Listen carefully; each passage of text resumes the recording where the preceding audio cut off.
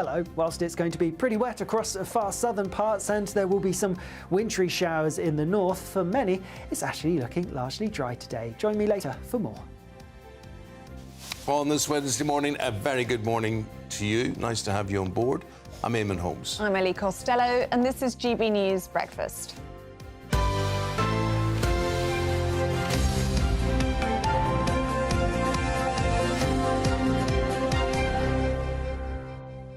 I've just opened the Daily Star and it's made my day already at 6 in the morning. Look at Nick and Nack. And if you're listening on the radio, you just have to believe me when I say it's the cutest thing you've ever seen in your life. That Look at these lambs. Thing. Yeah. Oh. I'll show you a picture later on. My first job on telly was as a farming reporter, and the first publicity picture I had to get taken was holding a lamb. With a lamb? Oh. Well, except the lamb got so excited, there was a lot of staining down the front of my coat. Oh, no, was there? Yeah. No. Oh, dear. Yeah. But you'd take that, though, wouldn't you, for the colour with the lamb? It wasn't just wee excitement. Oh, no. Yeah, there was... Oh, really? Oh, dear. Wow. OK. Oh, dear. But anyway, they're cute and gorgeous they looking, are very as we cute and gorgeous. And we're coming into lambing season. Exactly. These are the first lambs that were born at Noah's Ark Zoo Farm in Somerset this year. And the zoo has said that our hearts have officially been stolen by these two, Nick and Nack. And they're very cute. Animals are featuring a lot in the news today because we're talking about XL bully dogs, and the police are saying they can't do, it's going to cost them 25 million quid a year to house these dogs. Now, what I don't understand is, I thought if you had an XL bully dog, it was just rounded up and taken away, and then presumably something awful happened to it. I don't think that was the deal, was it? I thought it was something to do. I thought it was breeding. I thought they weren't allowed to breed them anymore. But sure, you can't just round them up and just... Can you? You can if they're killers. Well, I suppose so, but are they all definitely killers? No, definitely. I mean, you know, we love our dogs, yeah, but... definitely not, yeah. But the thing is, though, I don't know if you've done that, but if you take... You know, I've had it where I've taken my dogs for a walk and then you see one and you're thinking, is that an XL bully or is that just like you're... And already... You can't work it out. No, because you don't know what's going to happen. It's quite hard to tell. Well, apparently the police are seizing them, but then you're not euthanising them straight away. So you're putting them in kennels for a very long time. And that's why it's costing so much money.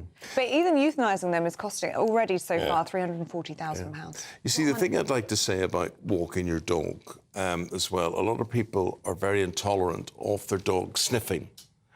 It's very important. Hold on, oh, I see. What, to let the dog sniff? Yes. Yeah, I agree. Oh, my two are ridiculous. Yeah. I've got a beagle and a cocker spaniel. They've got marks on their... All they do is their noses. Yeah.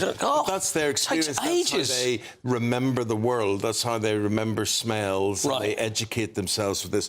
As a matter of fact, I would put it to you that having a good sniff is more important than having a walk for a dog. Really? Oh, really? It's how they explore, isn't it? And it's the only time they get out in a day. It's quite sad, really. Because it just takes so long, though. So my dogs, I get about, 10 yards in about and you have to half an hour. You Yeah. waiting for you. But you have a day full of excitement and dogs only have that one little walk. Think of that.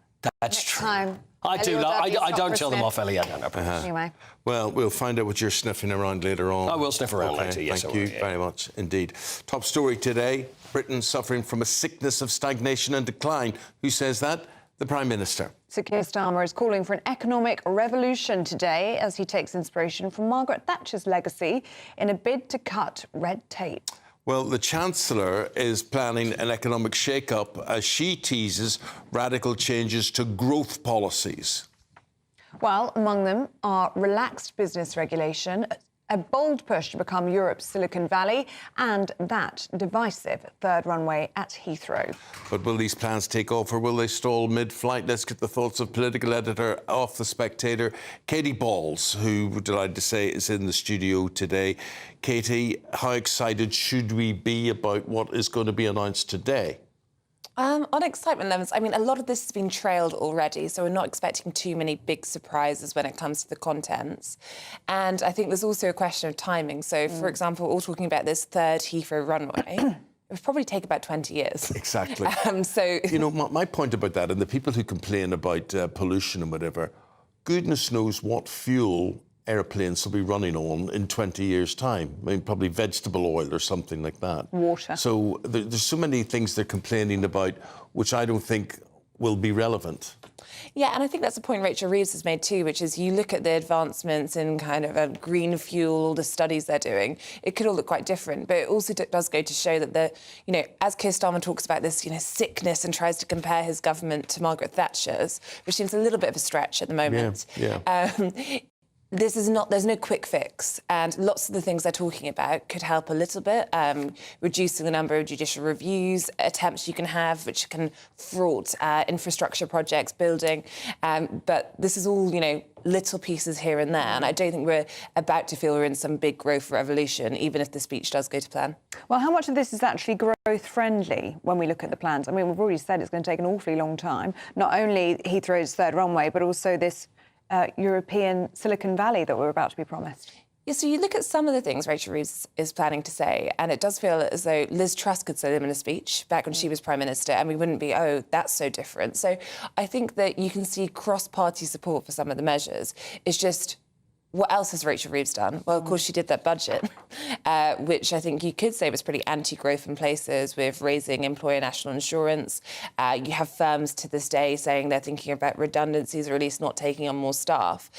So I think this is obviously a bit of a corrective to try and get business and the markets on side, but there's a lot of catching up to do because of the decisions Labour have taken in their first 6 months. So, Katie, explain to us Silicon Valley, which already exists in the USA. What is it? Who's there? How could we replicate it? Well, Silicon Valley is seen as all the tech billionaires, of course, though Elon Musk, I think, is a bit more of a Texas man these days. But it is the sense of, if you think about the technological AI advancements, all these big companies, Facebook, now Meta, could the UK have its own tech hub? And there's signs that we have it to a degree, but they want to, have all these, buildings around Oxford, Cambridge, doing all these things to try and create our own one and attract investment here. The slight issue, of course, is Donald Trump is back in America. They're doing lots of incentives for business to come there. So the UK has to look like a very attractive place to get the talent and the companies here. And is enough happening there at the moment? I think the jury is still out. The timing of all of this is very interesting, isn't it? Would you call this a relaunch for Labour? I maybe go reset. They are probably quite similar. But yeah, I mean, they have been saying that they've been planning the speech for a while, but I think what's certainly true is the speech has become higher stakes because Rachel Reeves and Keir Starmer had such a bad start to the year. The bond market jitters, which saw the cost of government borrowing rise, which then eats into her headroom, which could mean tricky decisions in the spring. She really is under pressure to tell the markets, to tell business that she has a plan for growth, because there's a lot of scepticism since that budget that Labour don't know what they're doing. OK. Katie, we'll see you at 7. You'll be back with us now as time. Thank you. Thank you very much, Katie. Thank you. Almost a year on from the ban on XL bully dogs, police say that it's placed a huge burden on their services. Well, the ban was introduced by the previous Conservative government after several high-profile fatal dog attacks. Charlie Peters sat down with the NPCC's lead for dangerous dogs, Chief Constable Mark Harborough. I think we always thought when the legislation came into place that there would be a substantial demand on policing, but I don't think any of us could have predicted just how big that demand would be. It was anticipated by some that there could be about 10,000 such dogs within the circulation across the UK. What was found out was that there were actually 55,000 dogs that were registered by the closure date. That obviously accounts for people who were adhering to what had been requested, so compliant people within our community, of which we're really, really grateful. We did see immediately after that 848 dogs which were given up and surrendered by their owners following the compensation scheme for euthanasia, and policing had to pick up the bills for these dogs that were taken off their owners, and that brought an immediate £340,000 veterinary cost. And then if you look at the next 12 months, there were in excess of 4,500 Section 1 dogs, so dogs that were fitting the criteria of being dangerous, that were reported to us from members of the public, that police across the country seized and kennelled and put through the criminal justice system. So it's been a substantial commitment for policing. These officers are very highly trained to be able to type these types of dogs. Forces have had to invest in additional vehicles, additional equipment, and additional assets to be able to deal with these dogs. And it's anticipated that since the legislation came in, the financial costs to policing for just veterinary and kenneling alone is going to be in excess of £25 million, of which no police forces have received any additional budget for at the moment, or any agreed budget for moving forward. When you speak about that £25 million cost on kennelling and veterinary bills, much of that is dogs being processed and held before Crown Court dates. There's a huge Crown Court delay at the moment, a big backlog. Are you seeking urgently some support from the Ministry of Justice to ensure these cases go through so those costs could be reduced? I think there are things that we would hope that could be considered moving forward, and some legislation amendments and alterations that would be really beneficial for us in policing. At the moment, with the existing legislation, it doesn't allow for us to do anything other than take a person who's in possession of such a dog, then it doesn't allow us to do anything but take them through a court system. So we haven't got the ability to deal with things when it's proportionate with an out-of-court disposal methodology, whether that be an animal penalty notice or another community resolution type way. It doesn't allow for us. So people who are maybe unscrupulous dealers dealing with organised crime, keeping dogs in awful conditions, abhorrent conditions, doing practices such as ear cropping and artificial insemination, all those things that people would expect to go through a court are being dealt with in the same way as a person who was in possession of one of these animals in an unwitting, unknowing way. And that can't be right, because we need to be able to deal with people proportionately as to what we find them doing. What also can't be right is government coming out with legislation and saying, right, this is the situation as regards to these XL bully dogs, and so round them all up, but we're not going to give you any money to keep them. No extra money into their funding. So this has to come out of existing police resources, and the police are basically saying, we ain't got the money. Yeah, well, they're finding it very difficult to handle and to police, aren't they, clearly? Now, at 13 minutes past 6, let's take a look at some other stories coming into the newsroom. More than 12 people have been killed after a stampede broke out at a Hindu festival in northern India. Millions were honouring the most auspicious day in the Hindu calendar, known as Mahakumbha, when the chaos broke out. An NHS trial has begun on a new blood test that promises to detect the early signs of memory loss. Currently, just 2% of people with dementia have an official diagnosis because of limited NHS testing. Scientists promise this latest test could revolutionise how we treat Alzheimer's disease. Emmanuel Macron has announced British tourists will have to pay more to visit the Louvre in a bid to increase the museum's funding. Along with upping fees for non-EU tourists, he also confirmed plans to display the Mona Lisa in its own room.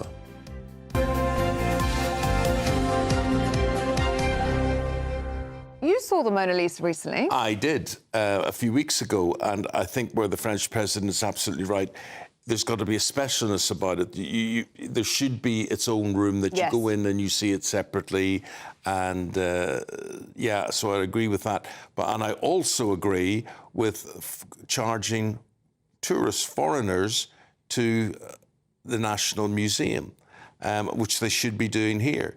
British people should not be paying to go and see stuff at a museum, but everybody from Egypt, from Canada, from Australia, wherever it is, should be paying to come and see our treasures here. That's my view. Do you feel like that's a punishment for Brexit? That it's more for non-EU? No, I think running a museum is a really expensive business. Yeah. I do, whether it's a punishment for Brexit or not. But I definitely think it's something we should be doing here. That if you're not from the UK, you have to produce you produce your passport to show that you are from the UK, and otherwise they charge you a fee.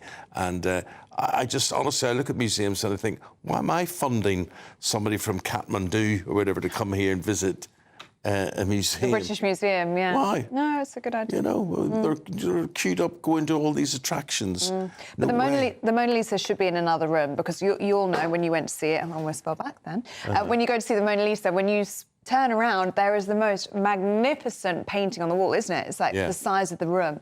on the other side of the wall, and it gets no attention. Yeah. Because of the Mona Lisa. And I feel quite sorry for that painting. So it's 2 pictures of you today, me with the lamb and me with the Mona Lisa. Yeah, so should we just get loads of photos of you and show them throughout? Right, I'll get working on those. Yeah, you get cracking. You can have a look at the weather. Yeah.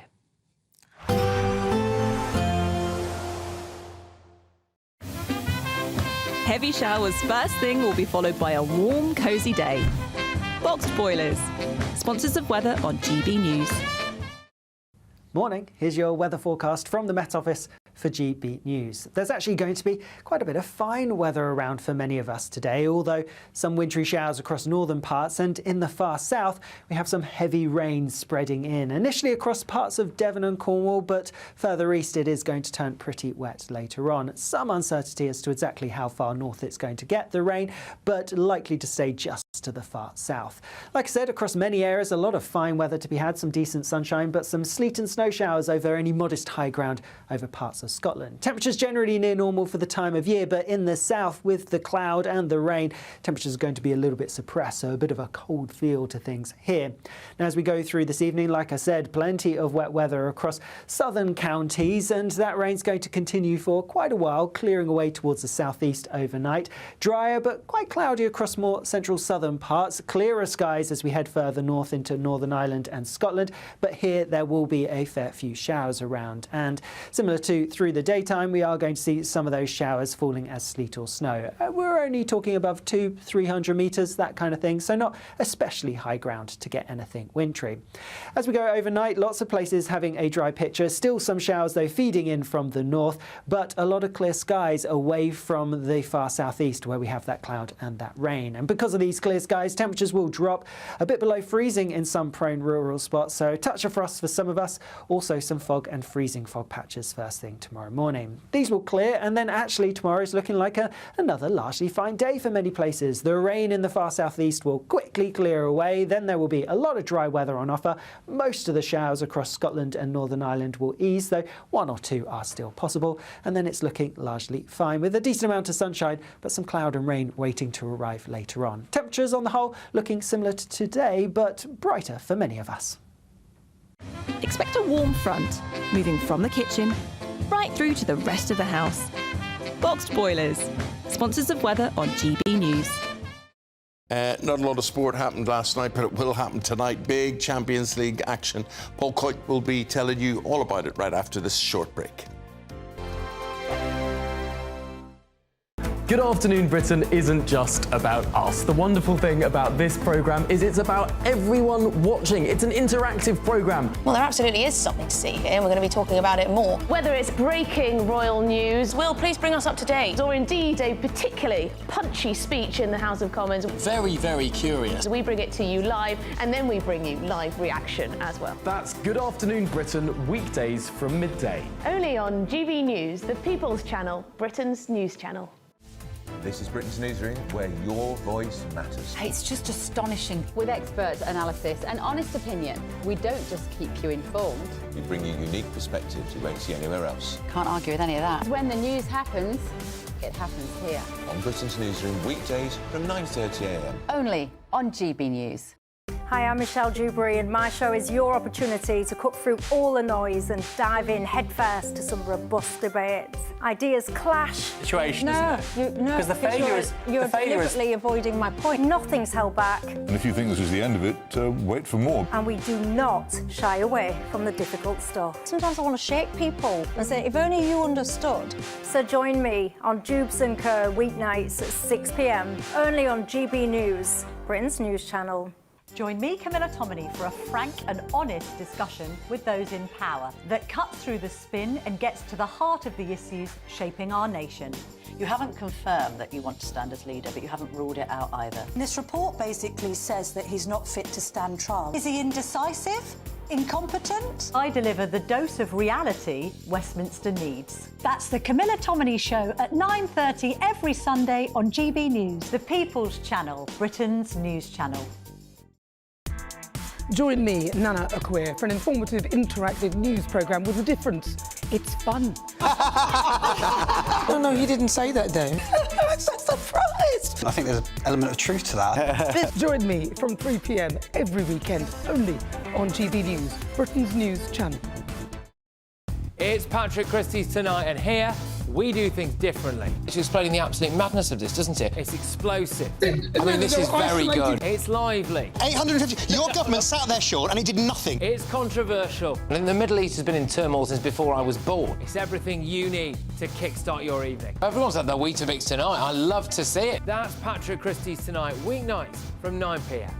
Only on GB News, the People's Channel, Britain's news channel.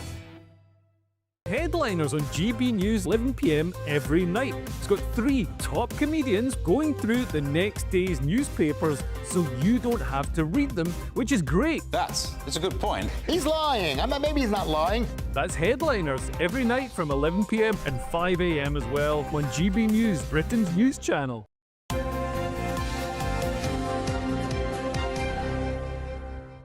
We've got Paul, and we're all into red cards here. Yep. When is a red card not a red card? When it's a yellow card? Rescinded. When it's a rescinded card. It's, you know, I always remember the old Morecambe and Wise thing, right? Arsenal. Do you remember the old Morecambe and Wise thing? That's what we're talking about. And it's Arsenal. It was Miles Lewis Skelly's controversial red card against Wolves that happened at the weekend. And it was probably a yellow card. Anyway, there was a huge backlash about this. Every critic, every commentator, every manager, everybody seemed to say that it was not a red card. So it was rescinded. And then off of the back of this, which is the awful part, is Michael Oliver, the referee. The referee got death threats. Oh. I mean, for goodness sake. What was the result? Oh, it was a draw, wasn't it? Yeah, no, they won. No, Arsenal ended up winning. Arsenal 1-0. still won. Yeah, they still won the game. Wolves were down to 10 men as well. So Michael Oliver got death threats. Now, where we're going from here is that Mikel Arteta was asked about the situation. Now, they're playing in the Champions League tonight. I'll tell you about that in just a second. But Mikel Arteta was asked what he thought about how fans are reacting to Michael Oliver and some of the things that happened to him. This is what Mikel Arteta said. Every time I talked about that topic, regardless whether it's a player, it's a coach, it's a referee, it doesn't matter. You know, we have to really work harder to try to eradicate that part of the game that brings nothing but bad stuff, bad taste, and it makes people's life more difficult. So let's get it out, let's kick it out. Look, he's absolutely right, but managers also have quite a responsibility in this. Including him. Including him, almost especially him. Because Mikel Arteta has often been one who will never go, oh, yeah, the referee will go by the referee's decision. There's been problems in the past where he's had to go at referees, he's had to go at decisions. So unless he's going to change his tune entirely now, because this is the result of it, where everybody can respect referees... Of course he's not. He's not going to. Of course he's not going to. Of course, he knows that some of the abuse is completely wrong, but it all starts somewhere, and people will then follow on from what managers and what players say. So if that's what he's going to do, and if that's how he believes it should be, he needs to behave himself and stop doing it himself, don't you think? I do think. Yeah. I think it's a lot of hypocrisy, a lot of nonsense.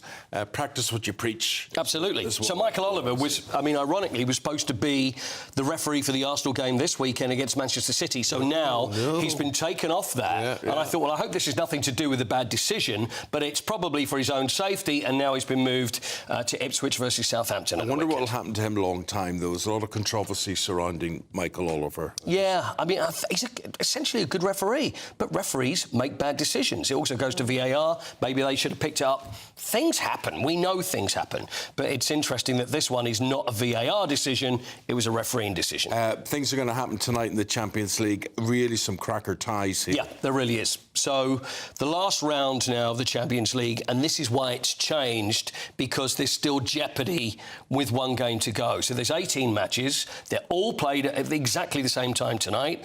Now, I'll go through a few of these. PSV Eindhoven are playing Liverpool. Now, Liverpool, it doesn't matter what happens to them tonight. So they can play a weakened team. They can, and this is what they're going to do. There's no Mo Salah, there's no Van Dijk, there's no Trent, there's no Alisson. So they're not taking them to Holland. They're going to leave them at home. If they end up second, That's fine. If they get a point, they end up first. So they are through, they're into the knockout round, it's not a problem. But the higher you end up in the league, then the lesser team you will play in the next round because it's high against low. Paul, what is the Aston Villa-Celtic game? Does it mean anything there, particularly for Celtic? Because I always look forward to these Battle of Britain type clashes. Yeah, well, Celtic are guaranteed playoffs, so they're OK. So they're not going to be eliminated.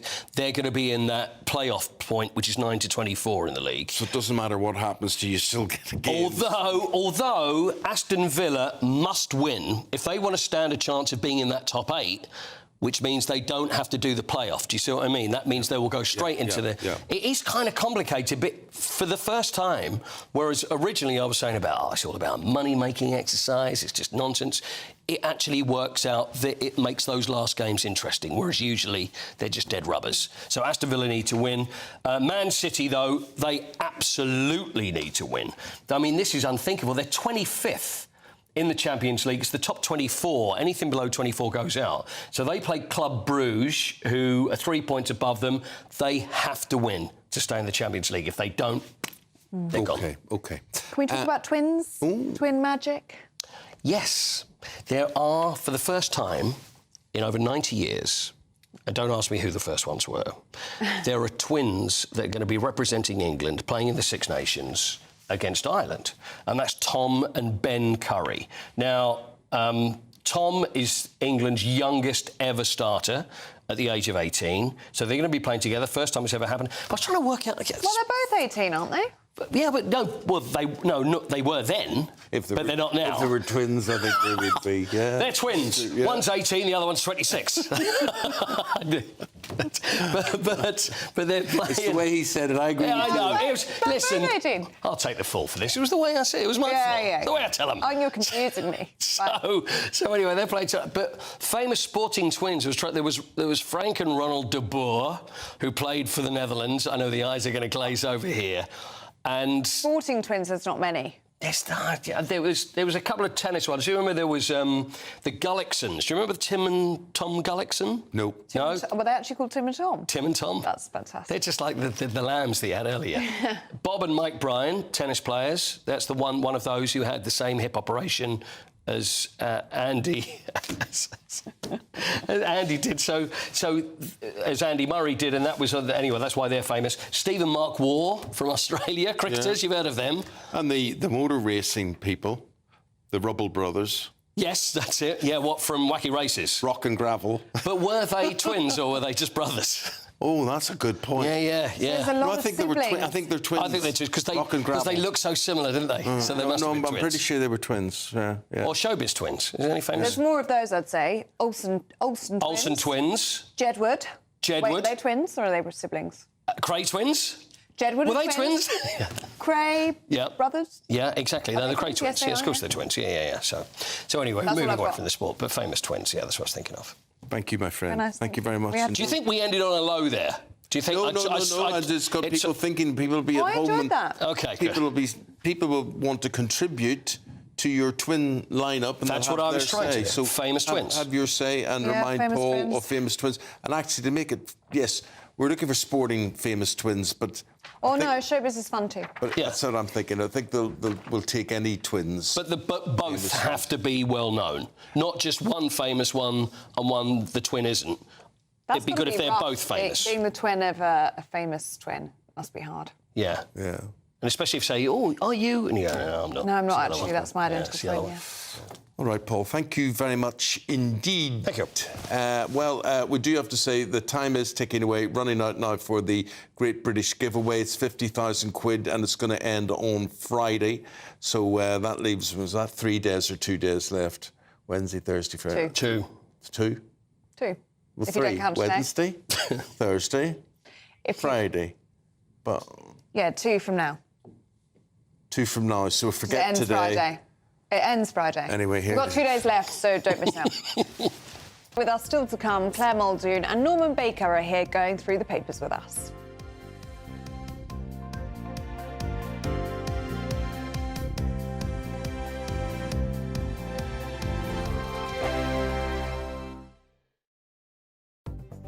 The latest GB News travel. Good morning, I'm Russell Holding. Buses replaced trains between Ayr and Stranraer after the storms. In County Down, the A51 remains closed each way along Tandragee Road in Guildford after a tree fell across the road.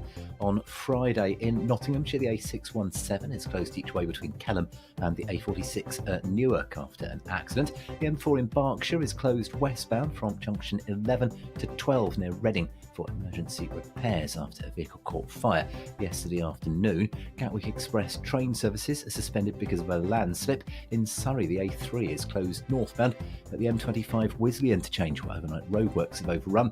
Versions are often back on via the slip roads, and in Dorset, the A35 is closed each way between Upton and the Baker Arms roundabout at Litchfield Minster for an investigation.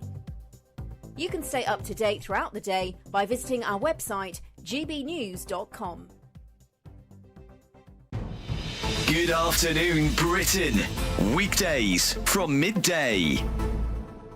Lisa, you got in touch with me and you flagged this survey because you were concerned as a parent that your child had been given this to fill out.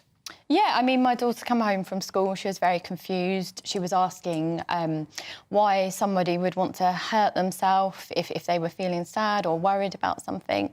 So that led to a conversation that we had, and I actually phoned the school and asked them to send me the survey, which with a lot of pushing, they eventually did send me the survey. And when I read through it, I was just completely shocked at the content. The survey says when I'm feeling worried that maybe I should try cutting or harming myself, because it's in the survey, so that must be an option. I've tried everything else, so why not try this? It is astonishing that some of these are young children who are perhaps being introduced to these, these abuses for the first time. Yeah, I mean, there's a list of 17 different types of drugs, some of which I've actually never heard of myself. I mean, the wording on here is, have you ever got high from taking drugs? I mean... And we know that some of these behaviours, self-harm, gender dysphoria, taking drugs, are psychologically contagious. Children do them because they see other children do them, or they find out about them from the internet or from surveys like this.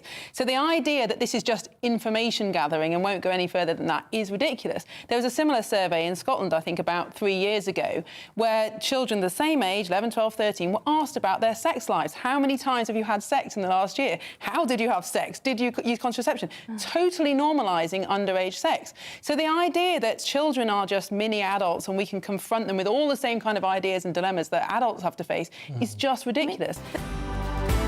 GB News, the People's Channel.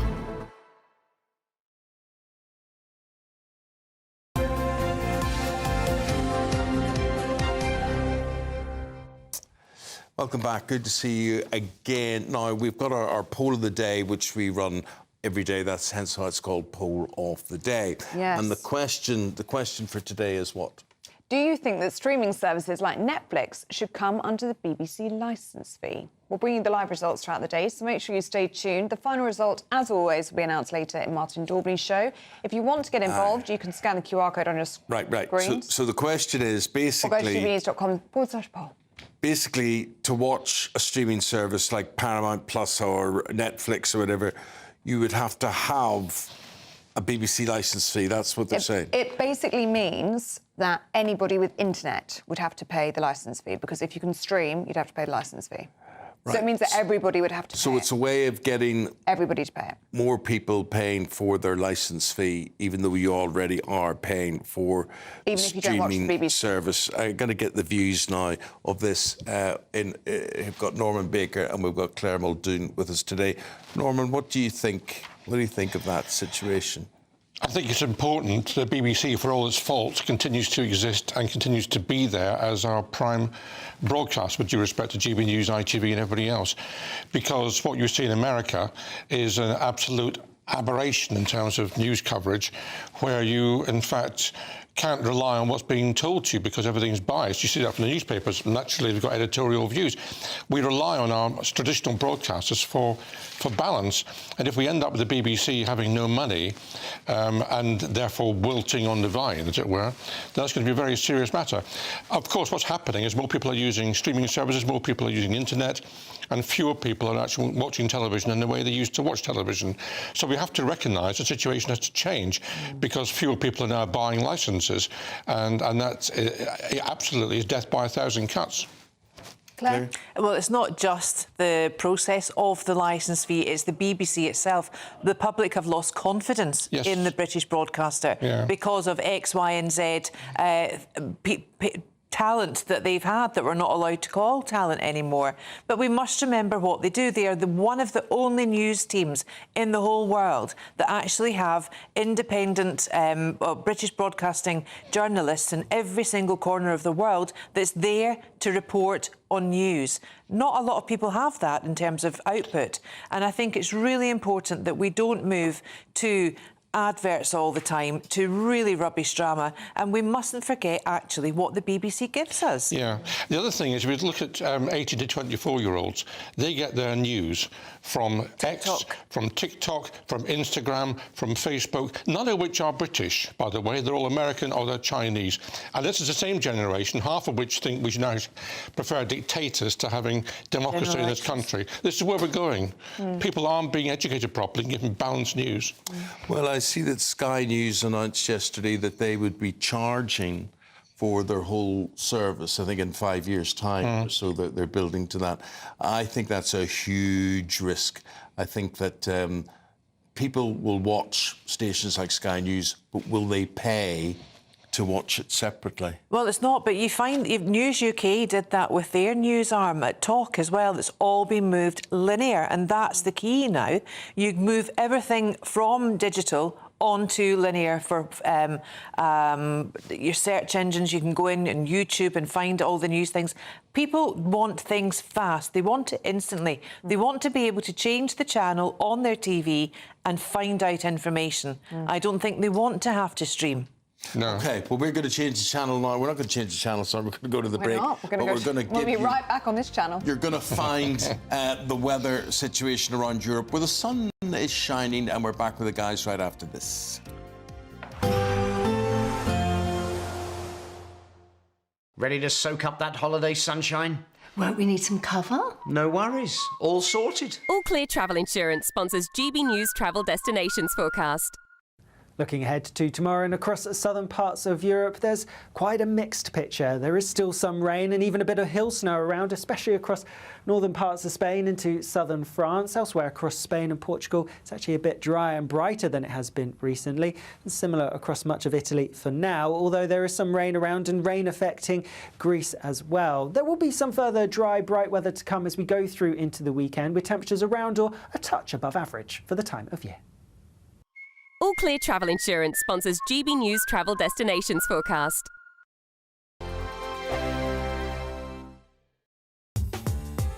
I'm Christopher Hope. From pop stars to politicians, I'll interview anybody in a pub who's got a political opinion. Join me every Friday on Spotify, Apple Podcasts, YouTube or gbnews.com, or wherever you get your podcasts. This is GB News, the People's Channel. This is GB News, Britain's news channel. Now, after moving to the UK from Kochi in Japan over 25 years ago, our next guest missed the taste of home and started making sushi with local ingredients. Yes, Tomono Davies went on to establish Tomono Sushi Party, inspired by her mother's dedication to cooking fresh meals every day. Now, while sushi is usually enjoyed in restaurants in Japan, Tomono is showing that anyone can create it at home. So here we go. She's already taught over 500 people and is now bringing her passion to even more people. So she joins us now in the studio to give us one of her sushi masterclasses. First of all, we're a little bit nervous. We're certainly not pros. I love eating sushi, but certainly not making it. As long as you follow my instruction, it should be that easy. OK, great. That's what we like to hear. So tell us a little bit about your business and why we're here today. Of course. So my name is Tomono Davies. I'm originally from the place called Kochi, as you mentioned, and I'm the founder and owner of Tomono Sushi Party. So we bring authentic, hands-on sushi making classes to homes, offices in London and home counties. Also, we run public classes, the information which you can find on my website. So this goes all the way back in 90s, actually, when I was a student. Never. The Japanese food wasn't widely available, but I really craved a beautiful, aromatic sushi, Japanese food. And when you're craving something, you started making your own at home. And I fell in love with the Englishman. He brought me back to UK. Then that's the time more people start asking me, can you teach me how to make sushi? The People's Channel. In the GB Newsroom, we bring you the news as it happens. With our team of dedicated journalists across the UK, we're ready to keep you up to date with what's happening every half an hour, every single day. Bulletins here on GB News. The People's Channel. Britain's news channel. This is Britain's Newsroom, where your voice matters. It's just astonishing. With expert analysis and honest opinion, we don't just keep you informed. We bring you unique perspectives you won't see anywhere else. Can't argue with any of that. When the news happens, it happens here. On Britain's Newsroom, weekdays from 9:30 a.m. Only on GB News.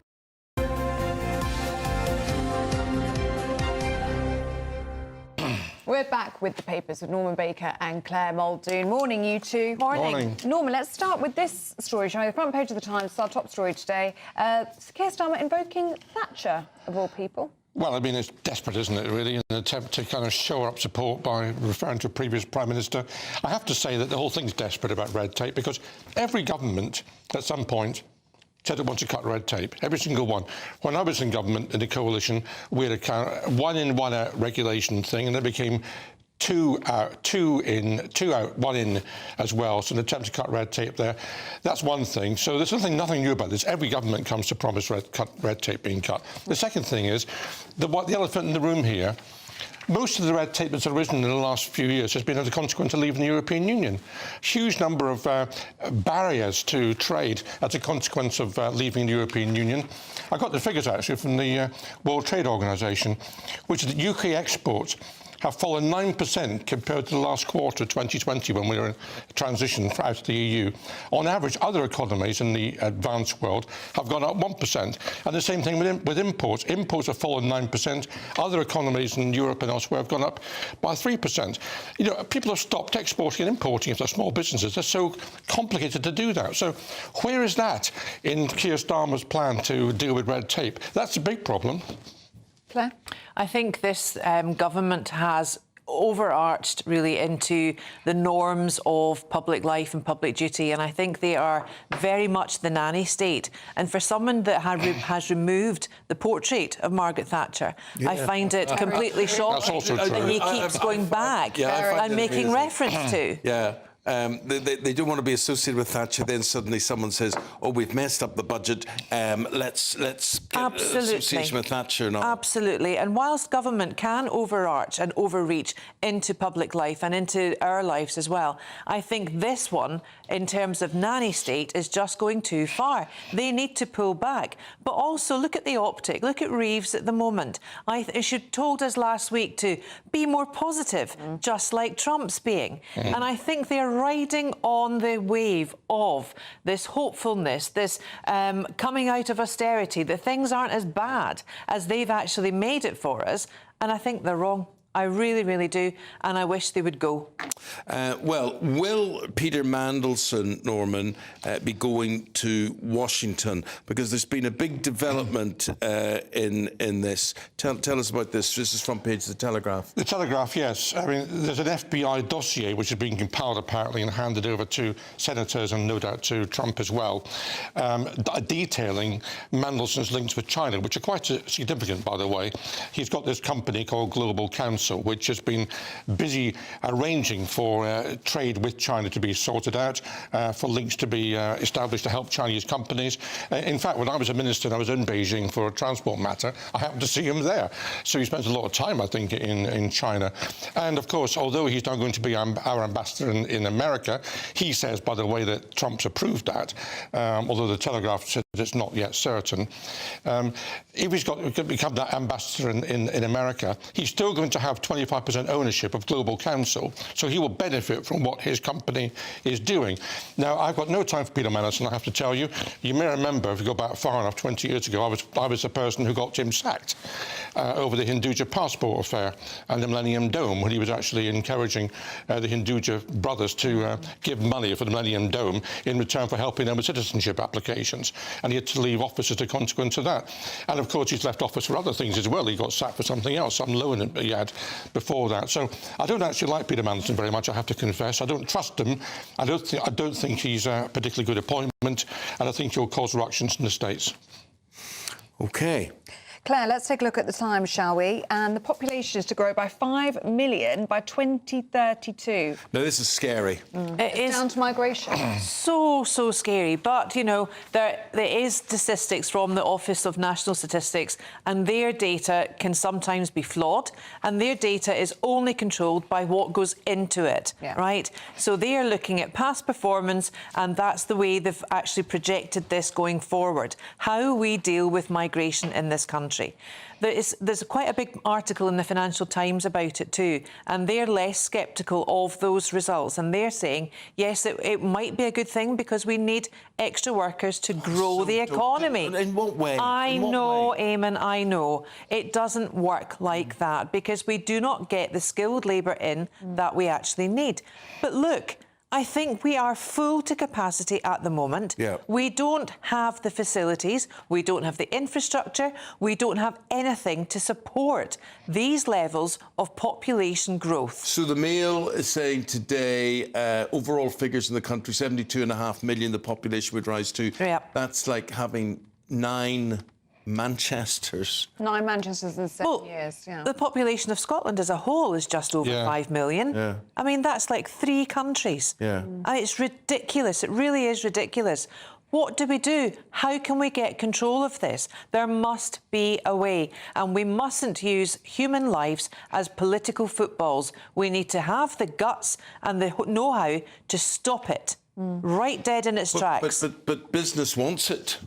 Well, business needs it, but business needs the reversal of the second-class national insurance contributions from employers. That should be scrapped. The government has to help small and medium enterprises grow.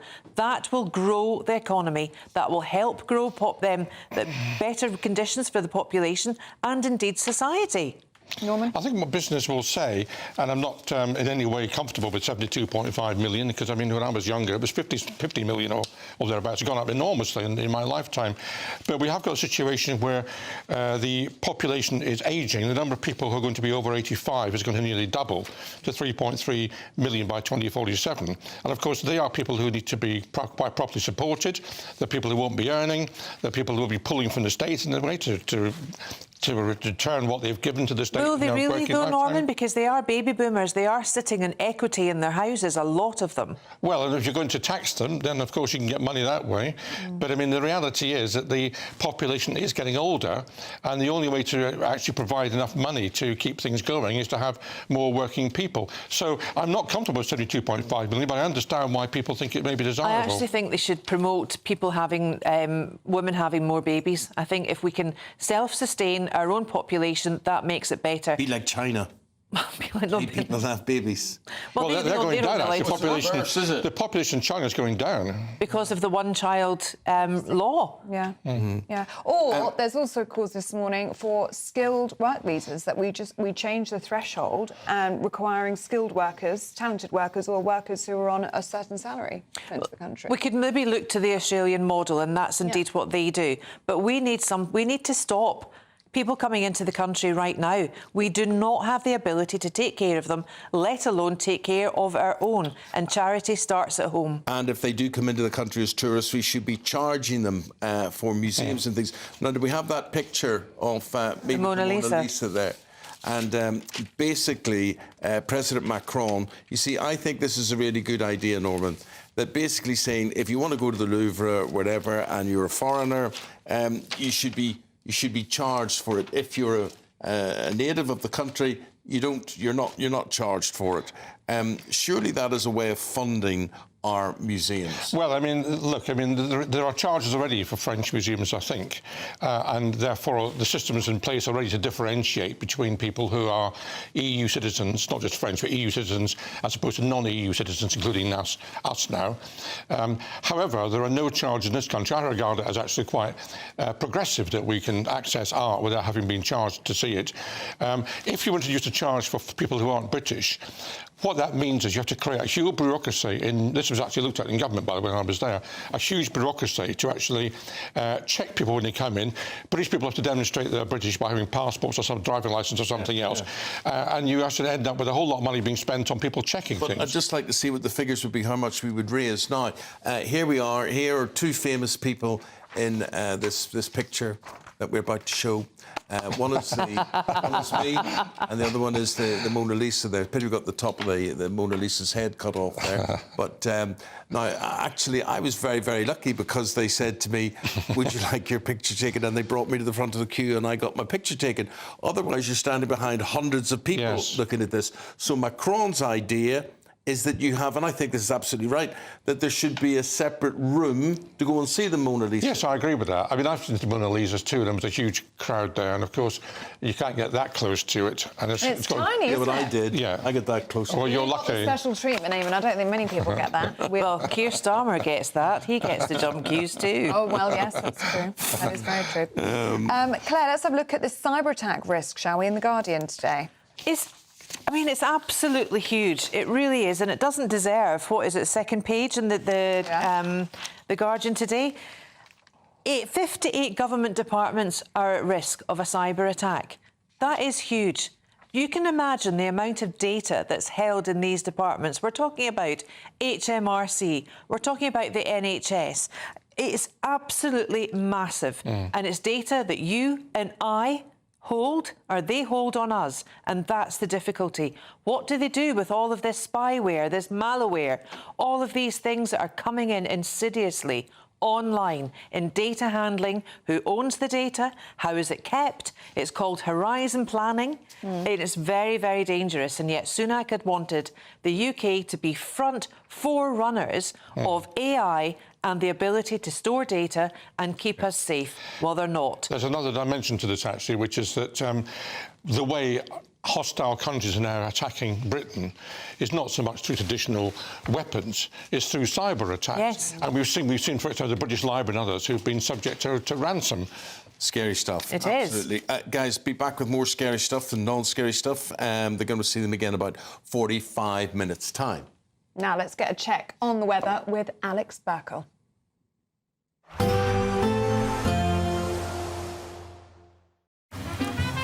Despite the morning rain, it'll be a nice, warm, cosy day ahead. Boxed heat pumps, sponsors of weather on GB News. Morning, here's your weather forecast from the Met Office for GB News. There's actually going to be quite a bit of fine weather around for many of us today, although some wintry showers across northern parts, and in the far south we have some heavy rain spreading in. Initially across parts of Devon and Cornwall, but further east it is going to turn pretty wet later on. Some uncertainty as to exactly how far north it's going to get, the rain, but likely to stay just to the far south. Like I said, across many areas a lot of fine weather to be had, some decent sunshine, but some sleet and snow showers over any modest high ground over parts of Scotland. Temperatures generally near normal for the time of year, but in the south with the cloud and the rain, temperatures are going to be a little bit suppressed, so a bit of a cold feel to things here. Now as we go through this evening, like I said, plenty of wet weather across southern counties, and that rain's going to continue for quite a while, clearing away towards the southeast overnight. Drier but quite cloudy across more central southern parts, clearer skies as we head further north into Northern Ireland and Scotland, but here there will be a fair few showers around, and similar to through the daytime we are going to see some of those showers falling as sleet or snow. We're only talking above 200-300 metres, that kind of thing, so not especially high ground to get anything wintry. As we go overnight, lots of places having a dry picture, still some showers though feeding in from the north, but a lot of clear skies away from the far southeast where we have that cloud and that rain. And because of these clear skies, temperatures will drop a bit below freezing in some prone rural spots, so a touch of frost for some of us Also some fog and freezing fog patches first thing tomorrow morning. These will clear, and then actually tomorrow is looking like another largely fine day for many places. The rain in the far southeast will quickly clear away. Then there will be a lot of dry weather on offer. Most of the showers across Scotland and Northern Ireland will ease, though one or two are still possible. And then it's looking largely fine with a decent amount of sunshine, but some cloud and rain waiting to arrive later on. Temperatures on the whole looking similar to today, but brighter for many of us. There will be a light breeze in the morning, leading to a warm front. Boxed heat pumps, sponsors of weather on GB News. The latest GB News travel. Good morning, I'm Russell Holding. Buses replaced trains between Ayr and Stranraer after the storms. There are delays of up to half an hour to southbound trains from Newcastle to Darlington because of track safety checks in County Down. The A51 remains closed each way along Tandragee Road in Guildford because of a fallen tree. In Nottinghamshire, the A617 is closed each way between Kelham and the A46 at Newark after an accident. The M4 in Berkshire is closed westbound between junctions 11 and 12 near Reading for emergency repairs after a vehicle caught fire yesterday afternoon. On the M26 in Kent, it's taking nearly half an hour in queues approaching the M25 because of roadworks. Train services are suspended between Rainham and London Bridge because of the signalling problem. And Gatwick Express train services aren't running again today between Gatwick Airport and Brighton, and that is because of a landslip. You can stay up to date throughout the day by visiting our website, gbnews.com. If you want your news to be straight talking, this is a nightmare for the Conservatives again. Down to earth. It's not just Nottingham where this is happening, is it? And most importantly, honest. Hard-working, middle-class taxpayers, they'll get their book thrown at them. Then catch me, Martin Daubney, Monday to Friday, 3 till 6 p.m. on GB News, Britain's news channel.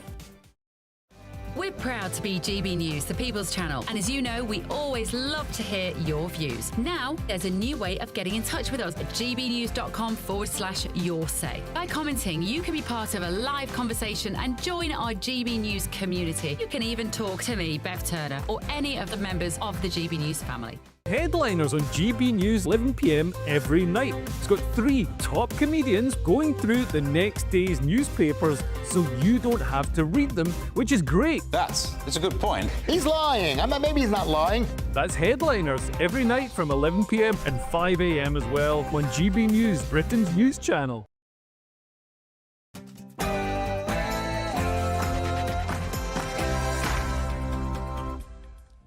Good morning. Growth is the goal. Well, according to the Chancellor, they want to echo Margaret Thatcher in a major speech as she looks to create Europe's Silicon Valley. But after a slate of budget measures widely labelled anti-growth, has Labour already blown its chance to fix the economy? As we've said over and over again, but let me reiterate, growth is the #1 mission of this government. Have we entered a new AI space race as China storms the tech industry? Is this a threat to the West? The XL bully burden, 1 year on from the ban, and police admit it's harder than ever to police dangerous dogs.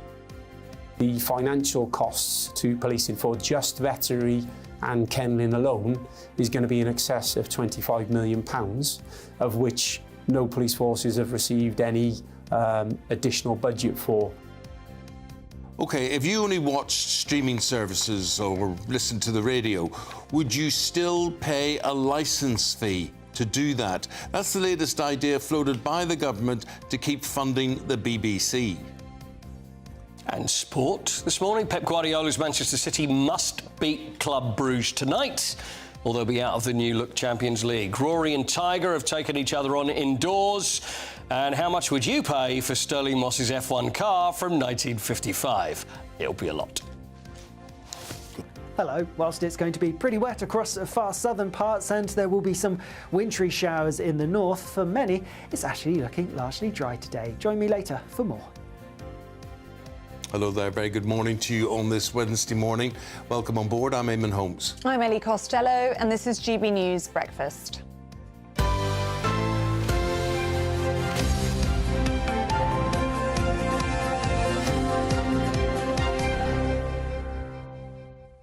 Now, you're welcome. This is the cutest thing I think anybody's ever seen. It's Knick Knack Not you. Once. Right. 2 lambs have been born in Somerset, and their names are Nick and Knack, after the crisps. And here they are.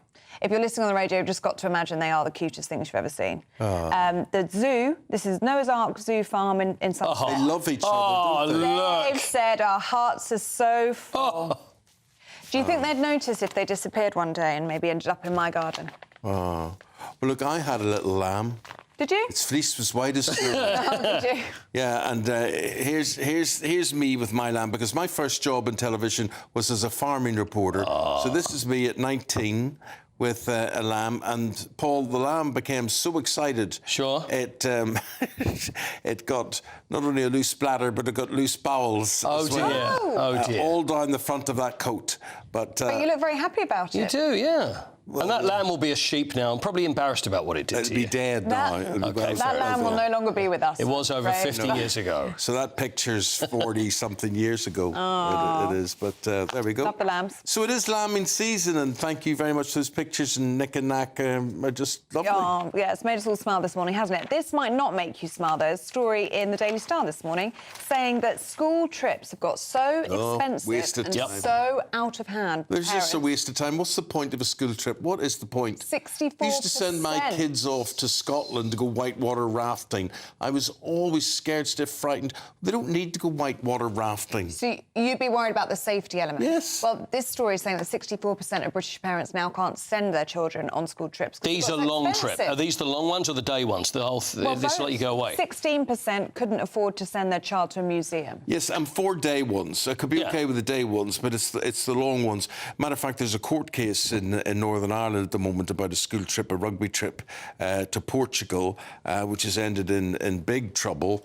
And already red flags. Rugby trip, Portugal, abroad, initiation ceremonies, goodness knows what. Dear, oh dear. So that's not good. But every school trip we ever had, every year. What is the point? Canterbury Cathedral again. Oh, they go, listen, everybody, we're going on a school trip. Guess what? It's going to be Canterbury Cathedral. It's Canterbury Cathedral. No. How many times do you see Canterbury Cathedral, for crying out loud? We did our geography coursework once on Brentwood High Street. That was it. That was your school trip? Schools were going to amazing places like Iceland on their geography field trips, and we went to the High Street. You actually went to Iceland, the shop on Brentwood High Street? We went to Iceland, the shop on Brentwood High Street. Yeah, so that was a bit pathetic. But very safe. Went on a geology field trip instead in a YMCA. Oh, yeah. I'll not do that again. Okay. Da, da, da. Well, let us know. We did a youth hostel thing. I remember being a kid, and it was just grim. It really was grim. Okay. Well, let us know. Do you think school trips got out of hand? Do you think they've got too expensive? Where do you go on your school trips? gbnews.com/you'll say. Top story this morning, Britain suffering from a sickness of stagnation and decline. The Prime Minister saying this. Well, Keir Starmer is calling for an economic revolution today as he takes inspiration from Margaret Thatcher's legacy in a bid to cut red tape. The Chancellor is planning an economic shake-up as she teases radical changes to growth policies. Amongst those are relaxed business regulations, a bold push to become Europe's Silicon Valley, and a divisive third runway at Heathrow. Let's get the thoughts now of our guest in the studio, political editor of The Spectator, Katie Balls. Katie, where do we begin with this one? Where do you want to start with? There's so much. Yeah, I suppose it's can Rachel Reeves do it, which is to get growth in the UK, because it's the word that her and Keir Starmer like to use a lot, but there's little in terms of results or even progress at the moment on economic growth. And they talked a good game during the election campaign, but the first 6 months have actually just seen a series of measures that have probably made it harder to achieve. And I think what we're going to see today is the fight back, so to speak, which is Rachel Reeves saying that, you know, she's happy to, for example, put environmentalism to one side, if that means making some decisions that could help get economic growth. And probably some things that are quite uncomfortable for parts of the Labour Party when it comes to a third runway at Heathrow. You can think about, you know, some of the figures in the cabinet, Ed Miliband, who've opposed it in the past, and therefore try and show they're determined and vested interest put aside, but easier said than done. Well, you see, I look at something, they talk about growth at Heathrow and whatever it is. Why not just continue with HS2? Yeah. Well, of course, it was the Tories who then scrapped it at the time. Labour complained a lot about this, saying it was a mistake, but it's a very expensive project. But they do talk about, when you think about HS2, we hear a lot about the Bat Tunnel from Keir Starmer, all these kind of complications in planning laws, environmental groups that mean that when you start to do a big development, you have to waste quite a lot of money appeasing various projects. So I think there is a coherence which is trying to relax planning rules to make it simpler, whether it is building trains, building a third runway. It just is such a thorny system. I think where you can probably praise Labour is I think they're more interested in taking on some of the planning problems than the Tories were. Yeah, but none of these plans, looking at them, are new. There have been blueprints for decades, some of them. I mean, Heathrow we've spoken about for years. And none of them are going to deliver growth immediately. I mean, we're talking about 10, 20 years down the line, or long after this Parliament's finished. Yeah, and even in Downing Street, on the Heathrow point, they will say that will probably take 20 years, to your point. But I think it's about trying to some of these things, it's almost signalling a determination from the government. So by talking about these things, does business start to look again and think, oh, this government is serious? But yeah, there's no quick fix here. And also some of these ideas, such as Silicon Valley in the UK, I mean, countless politicians have promised this idea of, Cambridge, Oxford, we're going to rival America. But at the moment, America is a little bit ahead. And have we missed the boat with it as well? I mean, we're talking about DeepSeek and China today, aren't we? And then we're Silicon Valley in the US already, where all of the tech billionaires are. Have we been left behind? So I think there are obviously some promising things in terms of our, university system, Oxford, Cambridge, the research you get there, but there is a lot of catching up to do. And I think that if you look at the race between the US and China, where is the UK in that? And as a smaller country, do we have an ability to get in there? There are some things we could do. But you go back to some of those Brexit freedoms that we talked about, saying, oh, this will give us an edge. And I think there is a sense at the moment they haven't fully been used in the way they could have been. And it is a bit coming late to this fight. OK, Katie Balls, thank you very much for your time this morning. Thank you, Good to Katie. see you. Well, we're going to be looking at the bulletins in just a moment, but let's cross live now to... we're going to be doing a giveaway, actually, £50,000 up for grabs in the latest Great British Giveaway. You've only got till Friday to enter, so don't miss out. Here's how. There's just 2... Good luck with you. 2 days, and then it's all over. It's a massive giveaway. Have a go. News stories that you're waking up to on this Wednesday morning. More than 12 people have been killed, according to local sources, after a stampede broke out at a Hindu festival in northern India. Millions were honouring the most auspicious day in the Hindu calendar, known as Mahakumbha, when the chaos ensued. A National Health Service trial has begun on a new blood test that promises to detect the early signs of memory loss. Currently, just 2% of people with dementia have an official diagnosis because of limited NHS testing. Scientists promise the latest test could revolutionise how we treat Alzheimer's. Emmanuel Macron has announced British tourists will have to pay more to visit the Louvre in a bid to increase the museum's funding. Along with upping fees for non-EU tourists, the French president also confirmed plans to display the Mona Lisa in its own room.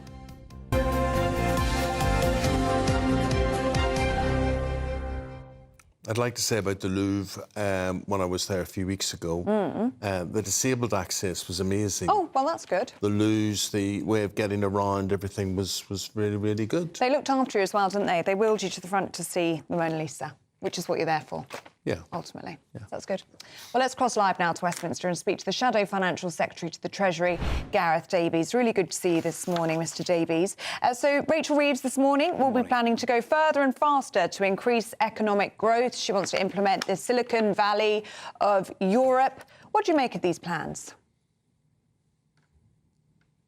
Well, look, broadly, obviously, we are supportive of any measures that will grow our economy.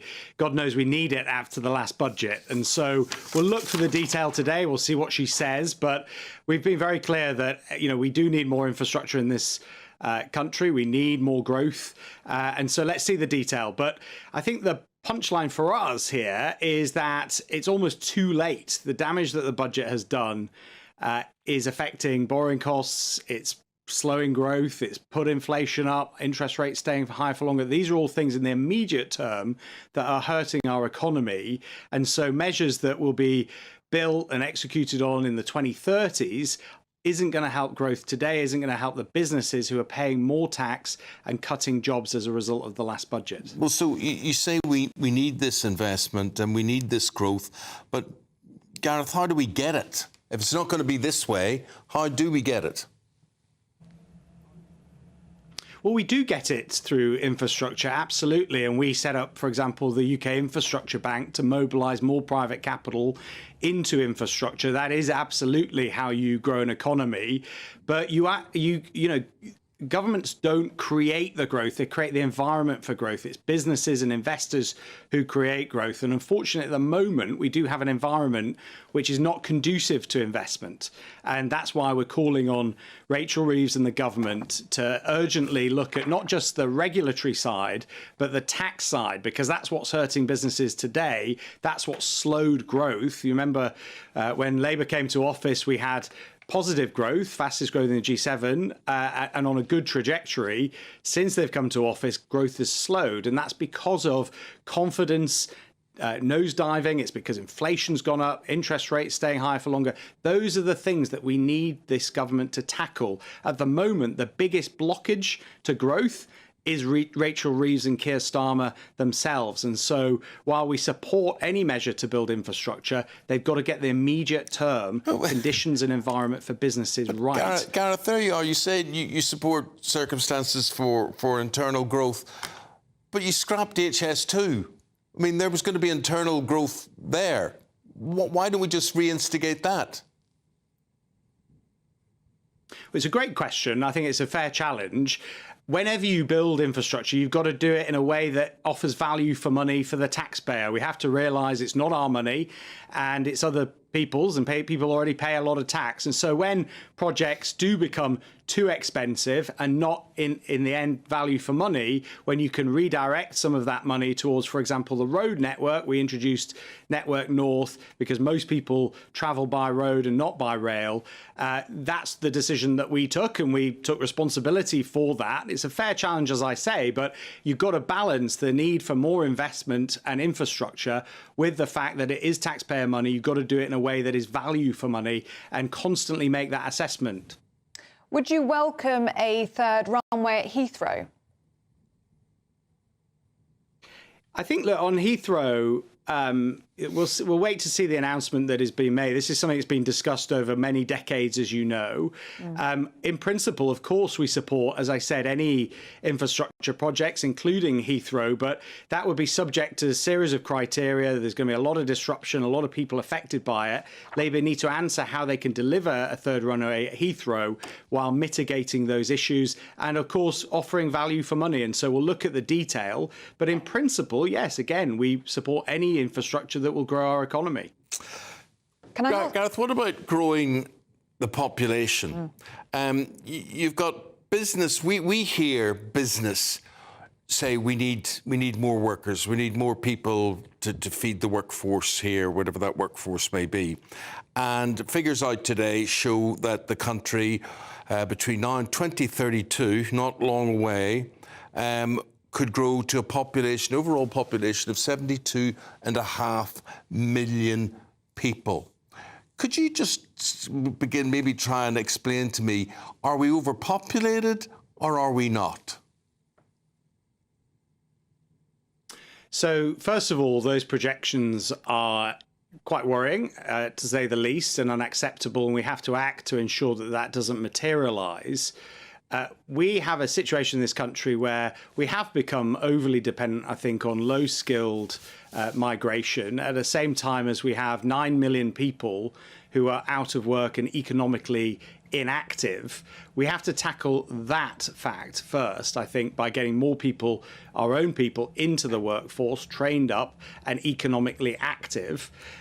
But at the same time, I think there are measures that we need to take in Parliament, in government, such as a legally binding cap on migration. We've had caps in the past, and I'm sure you'll challenge me on the fact that we've not quite met those caps, but they've not been legally binding. And I think that's the step that our Shadow Home Secretary has announced recently in terms of our position on this. But ultimately, as I say, we have a lot of people in this country who are out of work that could work. And I think those are the people I'd like to focus on in terms of turbocharging our economy and workforce participation. So why didn't you impose an arbitrary cap? You pledged it, you promised it, you talked about it. You're now criticising Labour for not doing so, but you had 14 years to do so and never once did it. Well, I'm not necessarily criticising Labour. I'm asking them as a new government to look at tackling this through a legally binding cap.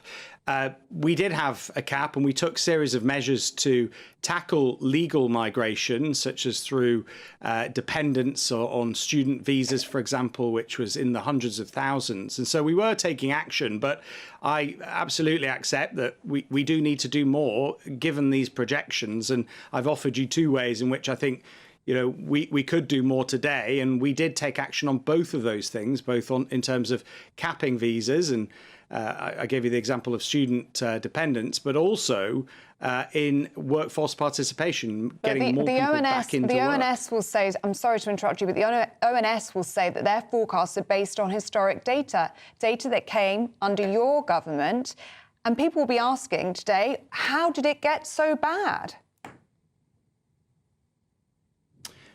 Well, I think we have become over-reliant on low-skilled migration. And as I said, I think we need to shift that focus. And, we, of course, take responsibility for some of this. Of course we do.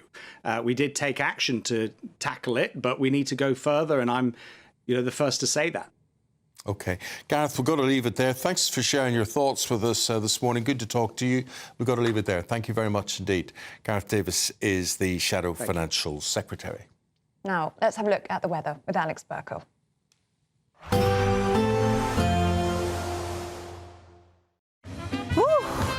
A chilly start will give way to a lovely, warm afternoon. Boxed heat pumps, sponsors of weather on GB News. Morning, here's your weather forecast from the Met Office for GB News. There's actually going to be quite a bit of fine weather around for many of us today, although some wintry showers across northern parts, and in the far south we have some heavy rain spreading in. Initially across parts of Devon and Cornwall, but further east it is going to turn pretty wet later on. Some uncertainty as to exactly how far north it's going to get, the rain, but likely to stay just to the far south. Like I said, across many areas a lot of fine weather to be had, some decent sunshine, but some sleet and snow showers over any modest high ground over parts of Scotland. Temperatures generally near normal for the time of year, but in the south with the cloud and the rain, temperatures are going to be a little bit suppressed, so a bit of a cold feel to things here. Now as we go through this evening, like I said, plenty of wet weather across southern counties, and that rain's going to continue for quite a while, clearing away towards the southeast overnight. Drier but quite cloudy across more central southern parts, clearer skies as we head further north into Northern Ireland and Scotland, but here there will be a fair few showers around, and similar to through the daytime we are going to see some of those showers falling as sleet or snow. We're only talking above 200-300 metres, that kind of thing, so not especially high ground to get anything wintry. As we go overnight, lots of places having a dry picture, still some showers though feeding in from the north, but a lot of clear skies away from the far southeast where we have that cloud and that rain. And because of these clear skies, temperatures will drop a bit below freezing in some prone rural spots, so a touch of frost for some of us, also some fog and freezing fog patches first thing tomorrow morning. These will clear, and then actually tomorrow is looking like another largely fine day for many places. The rain in the far southeast will quickly clear away, then there will be a lot of dry weather on offer. Most of the showers across Scotland and Northern Ireland will ease, though one or two are still possible, and then it's looking largely fine with a decent amount of sunshine, but some cloud and rain waiting to arrive later on. Temperatures on the whole looking similar to today, but brighter for many of us. A nice bright morning will generate a lovely warm day, right through to the evening. Boxed Solar, sponsors of weather on GB News. The poll of the day is quite interesting today. We're asking you for your view on this. So you pay your television licence, which you have to by law. But the question is, do you think streaming services like Netflix should come under your licence fee, what you pay to the BBC for that? In other words, to watch Netflix, you have to have a licence fee. Yep. So everybody with internet essentially would have to pay the licence fee.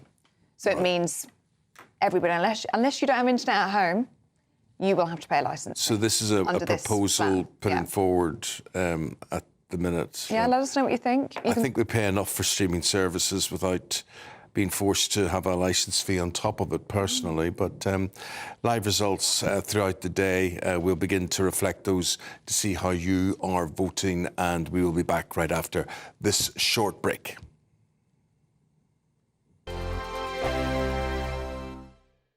Hi, I'm Michelle Dewberry, and my show is your opportunity to cut through all the noise and dive in headfirst to some robust debates. Ideas clash. Situation, isn't it? Because the failure is... You're deliberately avoiding my point. Nothing's held back. And if you think this is the end of it, wait for more. And we do not shy away from the difficult stuff. Sometimes I want to shake people and say, if only you understood. So join me on Jubes & Co. weeknights at 6 p.m, only on GB News, Britain's news channel. Good Afternoon Britain isn't just about us. The wonderful thing about this programme is it's about everyone watching. It's an interactive programme. Well, there absolutely is something to see here, and we're going to be talking about it more. Whether it's breaking royal news, Will, please bring us up to date. Or indeed a particularly punchy speech in the House of Commons. Very, very curious. We bring it to you live, and then we bring you live reaction as well. That's Good Afternoon Britain, weekdays from midday. Only on GB News, the People's Channel, Britain's news channel. Join me, Nana Akwe, for an informative, interactive news programme with a difference. It's fun. No, he didn't say that, Dave. I'm so surprised. I think there's an element of truth to that. Join me from 3 p.m. every weekend, only on GB News, Britain's news channel. This is Britain's Newsroom, where your voice matters. It's just astonishing. With expert analysis and honest opinion, we don't just keep you informed. We bring you unique perspectives you won't see anywhere else. Can't argue with any of that. When the news happens, it happens here. On Britain's Newsroom, weekdays from 9:30 a.m. Only on GB News. In the GB Newsroom, we bring you the news as it happens. With our team of dedicated journalists across the UK, we're ready to keep you up to date with what's happening every half an hour, every single day. Bulletins here on GB News, the People's Channel, Britain's news channel. Hi, I'm Michelle Dewberry, and my show is your opportunity to cut through all the noise and dive in headfirst to some robust debates. Ideas clash. Situation, isn't it? Because the failure is... You're deliberately avoiding my point. Nothing's held back. And if you think this is the end of it, wait for more. And we do not shy away from the difficult stuff. Sometimes I want to shake people and say, if only you understood. So join me on Jubes & Co. weeknights at 6 p.m, only on GB News, Britain's news channel. It's Patrick Christie's Tonight, and here we do things differently. It's explaining the absolute madness of this, doesn't it? It's explosive. I mean, this is very good. It's lively. 850. Your government sat there, Sean, and it did nothing. It's controversial. And the Middle East has been in turmoil since before I was born. It's everything you need to kickstart your evening. Everyone's had their Weetabix tonight. I love to see it. That's Patrick Christie's Tonight, weeknights from 9 p.m. Only on GB News, the People's Channel, Britain's news channel.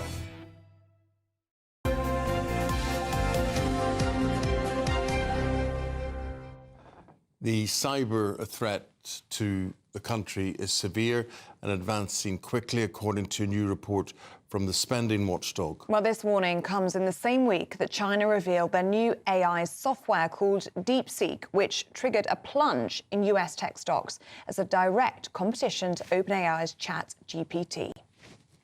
Well, we're joined now by former chairman of the Defence Select Committee, Tobias Ellwood. Good to see you this morning, Tobias.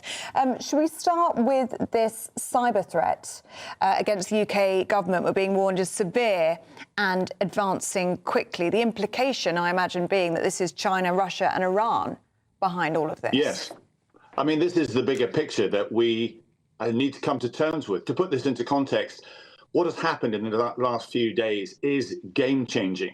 You know, we're dealing with a number of geostrategic challenges right now, aren't we? We've got the instability in the Middle East. What next with Russia and Ukraine?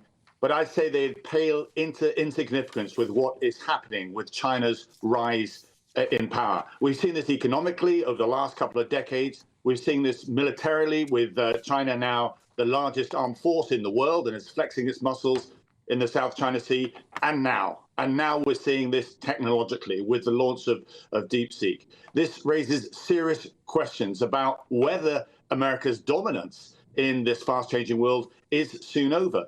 We need to recognize that AI now drives economic growth by enabling swift innovation, to be first in the market, to improve productivity, to make things faster, and of course to do it at all at less cost. But it also, and this is the piece that concerns me, gives huge military advantage. Whoever harnesses this next generation of AI development secures military supremacy, meaning greater advantage over the development of autonomous weapon systems, lethal drones, robots, and so forth, and the ability to launch far more sophisticated cyber attacks, which are, of course, harder to defend against. So even the ability to close down our own military systems will now be on the cards. It's the equivalent to discovering the nuclear bomb first. So if China is about to overtake America and the West, then this is a very dangerous turning point in our history. Are you concerned about how quickly DeepSeek seems to be being embraced? It was only launched last week. It's already been one of the most downloaded apps. And the Chinese are making it cheaply, aren't they, this AI chatbot? They're making it cheaply. They're making it quickly. There is a concern now that they could even overtake the US in terms of AI. And where would that leave us? That's exactly it. Biden had a strategy, the Americans had a strategy to deny China the advanced microchips, but clearly they found a way around this. So trying to isolate China and keep it as what's called a follower in this industry has now failed, because they are now a leader. They are now an innovator. And as we see straight away, they are commercially taking advantage of this. It's the most downloaded app by Apple. And they found clever ways of allowing the computer terminals themselves to talk to each other to actually learn faster, which is what they are now doing. So there needs a huge rethink about how we go about keeping our advantage in this fast-changing area. Well, what about Britain's role in all of this? Have we been left behind in this AI space race? Is it only between America and China now? Because we've got Rachel Reeves today in her speech outlining her plans for Europe's Silicon Valley. Or have we left it too late?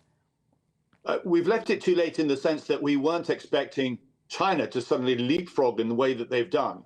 But on the positive side, we are the third largest superpower when it comes to high-tech capability. That's good news. We have some of the best universities in the world, but we're not spending enough money on this. There's no doubt about it. We're entering a grey zone warfare. We're getting attacked every single day. I learned today as well that there are so many vacancies for cybersecurity across businesses, from one end of Britain to another. So we need to invest more. There's no doubt about it. But there's also some bigger issues here. There are no international regulations when it comes to this, in the same way that there weren't relating to the nuclear bomb as well. There needs to be greater transparency and cooperation. This is another example for America, for Donald Trump to listen, that America itself can't go it alone, that working with allies is the best way to challenge the threat that we see from China. Tobias Elwood, thank you very much indeed for your thoughts. We've got to leave it there. Appreciate it. Thank you. Thank you very much indeed also for your comments coming in, just reading them here on school trips. A lot of you complaining about the expense of school trips, like Jay. Billy says school trips should be in this country and teach children some of the stunning history and heritage of this country before it's all gone. So visit this country before they visit anywhere else. Ian says, I went to an all-boys school. We were taken to Normandy and learned about D-Day landings. I then joined the Royal Marines at 18. Right, we're back after this. We've got a look ahead to the Champions League action with Paul next. The latest GB News travel. Good morning, I'm Russell Holding. Buses replaced trains between Ayr and Stranraer after the storms. In County Down, the A51 remains closed along Canterbury Road in Guildford because of a fallen tree. On the M6 in Lancashire, 2 out of 3 lanes are closed southbound after an accident between junctions 28 and 27 from Leyland to Standish, causing queues. In Nottinghamshire, the A617 is closed from Kelham to the A46 at Newark after an accident. On the M26 in Kent, it's taking nearly half an hour in queues approaching the M25 because of road works, with delays too on the clockwise M25 towards there. Thameslink Rail services aren't running between Rainham and London Bridge because of a signalling problem, with southeastern services between Charlton and London Bridge diverting via Lewisham. And there's no service on the Gatwick Express again today between Gatwick Airport and Brighton. And that is because of a landslip between Gatwick Airport and Three Bridges. That's the latest. You can stay up to date throughout the day by visiting our website, gbnews.com. Join me, Camilla Tominey, for a frank and honest discussion with those in power that cuts through the spin and gets to the heart of the issues shaping our nation. You haven't confirmed that you want to stand as leader, but you haven't ruled it out either. This report basically says that he's not fit to stand trial. Is he indecisive? Incompetent? I deliver the dose of reality Westminster needs. That's the Camilla Tominey Show at 9:30 every Sunday on GB News, the People's Channel, Britain's news channel. Hi, I'm Michelle Dewberry, and my show is your opportunity to cut through all the noise and dive in headfirst to some robust debates. Ideas clash. Situation, isn't it? No, Because the failure is... You're the failure is... deliberately avoiding my point. Nothing's held back. And if you think this is the end of it, wait for more. And we do not shy away from the difficult stuff. Sometimes I want to shake people and say, if only you understood. So join me on Jubes & Co. weeknights at 6 p.m, only on GB News, Britain's news channel. It's Patrick Christie's Tonight, and here we do things differently. It's explaining the absolute madness of this, doesn't it? It's explosive. I mean, this is very good. It's lively. 850. Your government sat there, Sean, and he did nothing. It's controversial. And the Middle East has been in turmoil since before I was born. It's everything you need to kickstart your evening. Everyone's had their Weetabix tonight. I love to see it. That's Patrick Christie's Tonight, weeknights from 9 p.m. Only on GB News, the People's Channel, Britain's news channel. Good Afternoon Britain isn't just about us. The wonderful thing about this programme is it's about everyone watching. It's an interactive programme. Well, there absolutely is something to see here, and we're going to be talking about it more. Whether it's breaking royal news, Will, please bring us up to date, or indeed a particularly punchy speech in the House of Commons. Very, very curious. We bring it to you live, and then we bring you live reaction as well. That's Good Afternoon Britain, weekdays from midday. Only on GB News, the People's Channel, Britain's news channel.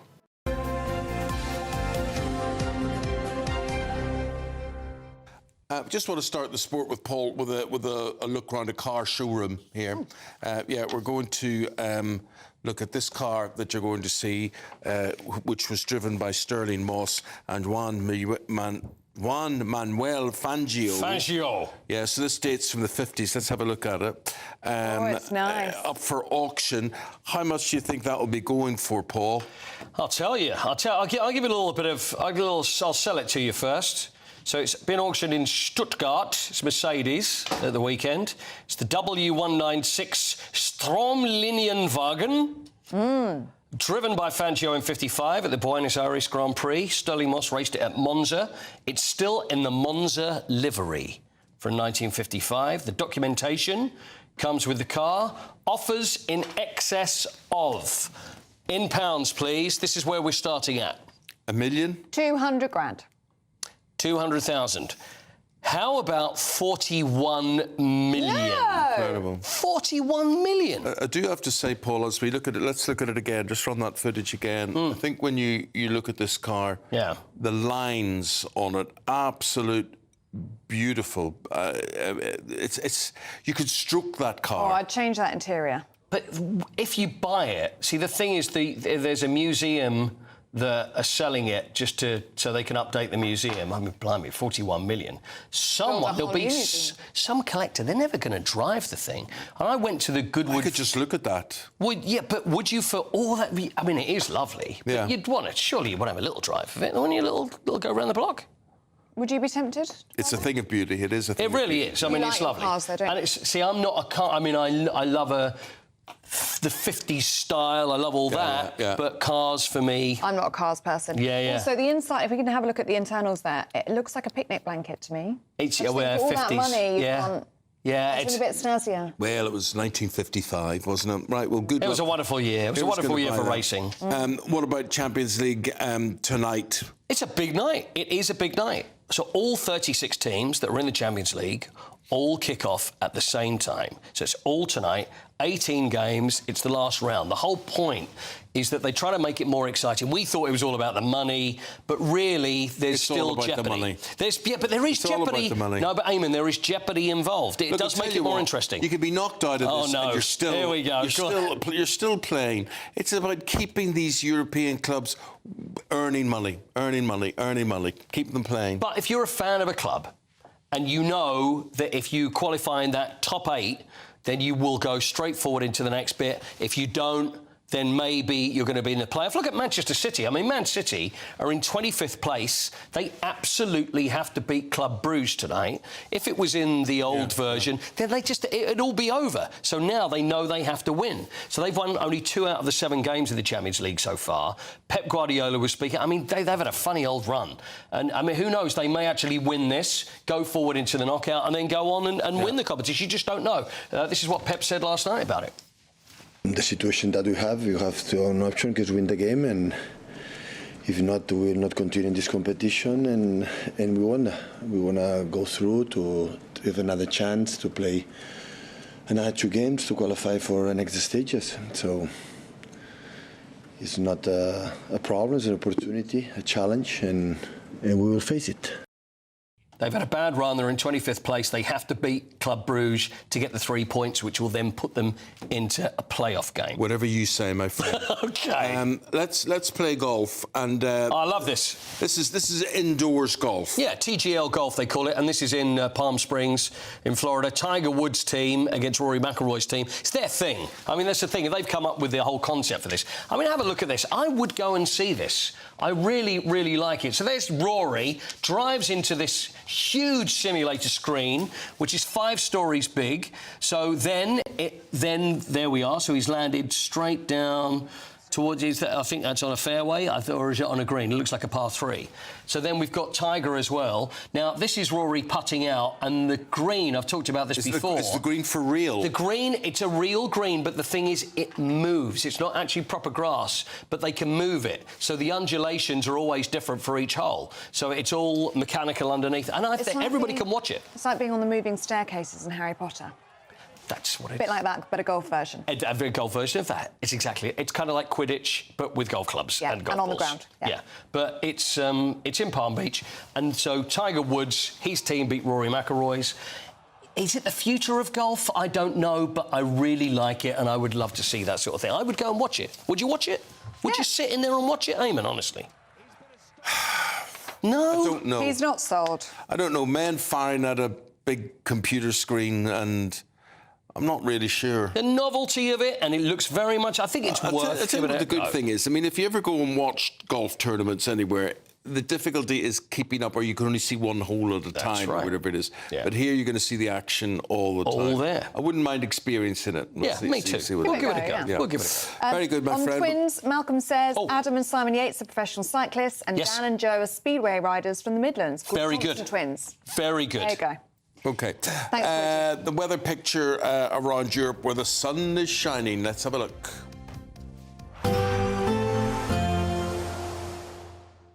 Can't wait to get in that sea. Lovely and warm. Just like the feeling of having great travel insurance. All Clear Travel Insurance sponsors GB News Travel Destinations Forecast.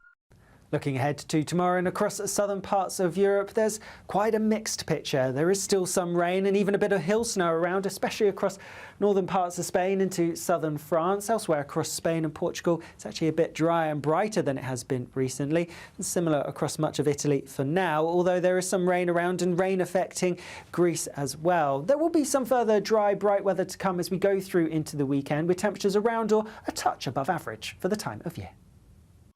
All Clear Travel Insurance sponsors GB News Travel Destinations Forecast. Headliners on GB News 11 p.m. every night. It's got 3 top comedians going through the next day's newspapers so you don't have to read them, which is great. That's a good point. He's lying. I mean, maybe he's not lying. That's Headliners every night from 11 p.m. and 5 a.m. as well on GB News, Britain's news channel. This is GB News, Britain's news channel. And fashionistas are keen to see which new trends are set to hit the catwalk. Well, our next guest is very well placed to share her predictions with us after being a contestant on hit ITV series Dress the Nation, as well as being an upcycling and sewing consultant. Wow. Joining us now is Tendai Murewe. I want to go back to you appearing on the ITV Dress the Nation. Right. Tell us about that experience. What was that like? Oh, that was one of my highlights as a upcycling consultant. I learned to sew in my kitchen 5 years ago. And then, during COVID, just making masks. Then the next thing I was on a Dress the Nation, making dresses in front of TV. Yeah, it was just incredible. I think we all had all these clothes that we have, but we don't know what to do with them. So mainly I started with men's jackets, taking off the sleeves and putting it like a print on. I've tried this. I've tried taking off my sleeves before. I now have about 3 jackets with no sleeves. I never managed to put them back on. You need to come to a workshop. You need to come to a workshop. I need an upcycling consultant. 2025. What can we expect, fashion-wise? I think bold prints are back. People are loving. I think you walk on the streets in frollals and oversized men's jackets. So the exact opposite. We have drastically underperformed this morning. You're just saying not like us. We just woke up this morning and thought it's winter, it's cold, it's grey. Grey, miserable. Is that not the way to go? No, it is. It's still, I think because fashion is expressive. It's whatever you want to express yourself. GB News, the People's Channel. We're proud to be GB News, the People's Channel. And as you know, we always love to hear your views. Now, there's a new way of getting in touch with us at gbnews.com/yoursay. By commenting, you can be part of a live conversation and join our GB News community. You can even talk to me, Bev Turner, or any of the members of the GB News family. I'm Christopher Hope. From pop stars to politicians, I'll interview anybody in a pub who's got a political opinion. Join me every Friday on Spotify, Apple Podcasts, YouTube or gbnews.com, or wherever you get your podcasts. This is GB News, the People's Channel.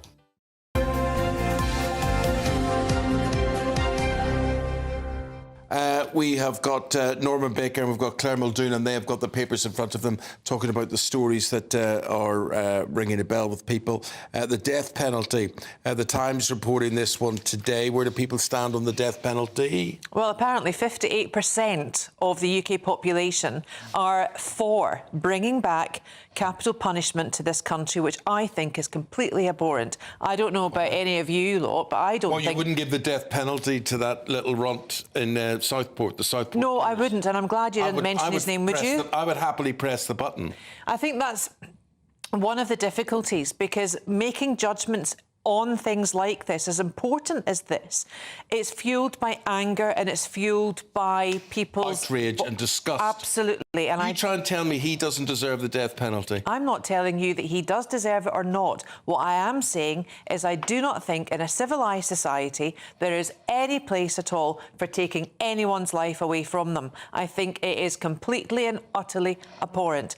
OK, I'm pro-life, against abortion, against capital punishment and against assisted dying as well. And I would ask any of your viewers that 100% were polled on Nana's show on Saturday, 95% of GB viewers, in fact, would welcome the death penalty being brought back. What you need to know. But, well, it does, but it also gives you the temperature of the country, and the question was posed surrounding that evil, evil man that actually committed those atrocious murders in Southport last year. And I think the framing of the question is key. I also think the framing of the emotion around it is key, and we need to remove it. Norman, what do you make of it? I think if we're going to have a civilised society, we don't go around killing people. It's as simple as that. Let's not call it a death penalty. It's called killing people. But what about assisted dying? Where do you stand on that, Norman? Well, that's a different issue altogether. It's not. It's killing people. No, it's because people and killing abortion. People killing themselves, actually, is assisted dying. But let's not go down that road, if you don't mind, because I want to say about the death penalty or killing people. There have been miscarriages of justice over the years, and that's one of the reasons the death penalty was abolished in the 1960s. 1960s. There's been coercion and assisted dying. Because people were wrongly convicted and subsequent to their death were found to have been innocent. And there are people who have been subject to IRA bombers or alleged IRA bombers, and the Birmingham 4, was it? The Birmingham 4, put in prison, subsequently cleared. They'd have been subject to execution had the death penalty existed. And the other thing is, the death penalty, let's be quite clear, is not a deterrent. And I know this from my Home Office work. The deterrent factor is determined by if you are caught and successfully prosecuted. That's a deterrent. The fact that the penalty is death or is 20 years in prison or 10 years in prison isn't a deterrent. It's a likelihood of being caught and successfully prosecuted. So it won't turn people off doing things. You're not going to stop people being appalling terrorists by having a death penalty. It won't change anything at all. In fact, you make them martyrs. What about if it was reserved for the most horrific, most heinous crimes, like the murders that were... Well, you still get miscarriage of justice. Yeah. You still get that. And some people will actually, Islamic terrorists will welcome the death penalty because it sees themselves as martyrs. It doesn't actually help anybody. And it's not fair on those that have to administer it. That's also either. true. It really isn't. What about the cost, though, of keeping a person like the Southport murderer, and we won't say his name, who would probably need the highest security, perhaps needs to be isolated in prison? We're looking at £90,000 to £100,000 a year. Well, that's the cost of imprisonment, Ellie. Probably for the rest of his life. He's a 18-year-old boy now. In the one hand, people were crying out that the sentence wasn't heavy enough, that because he was charged with the crime before he was age 18. I mean, there is so many factors in this. There's a lot to tease out. And by a knee-jerk reaction fuelled by anger,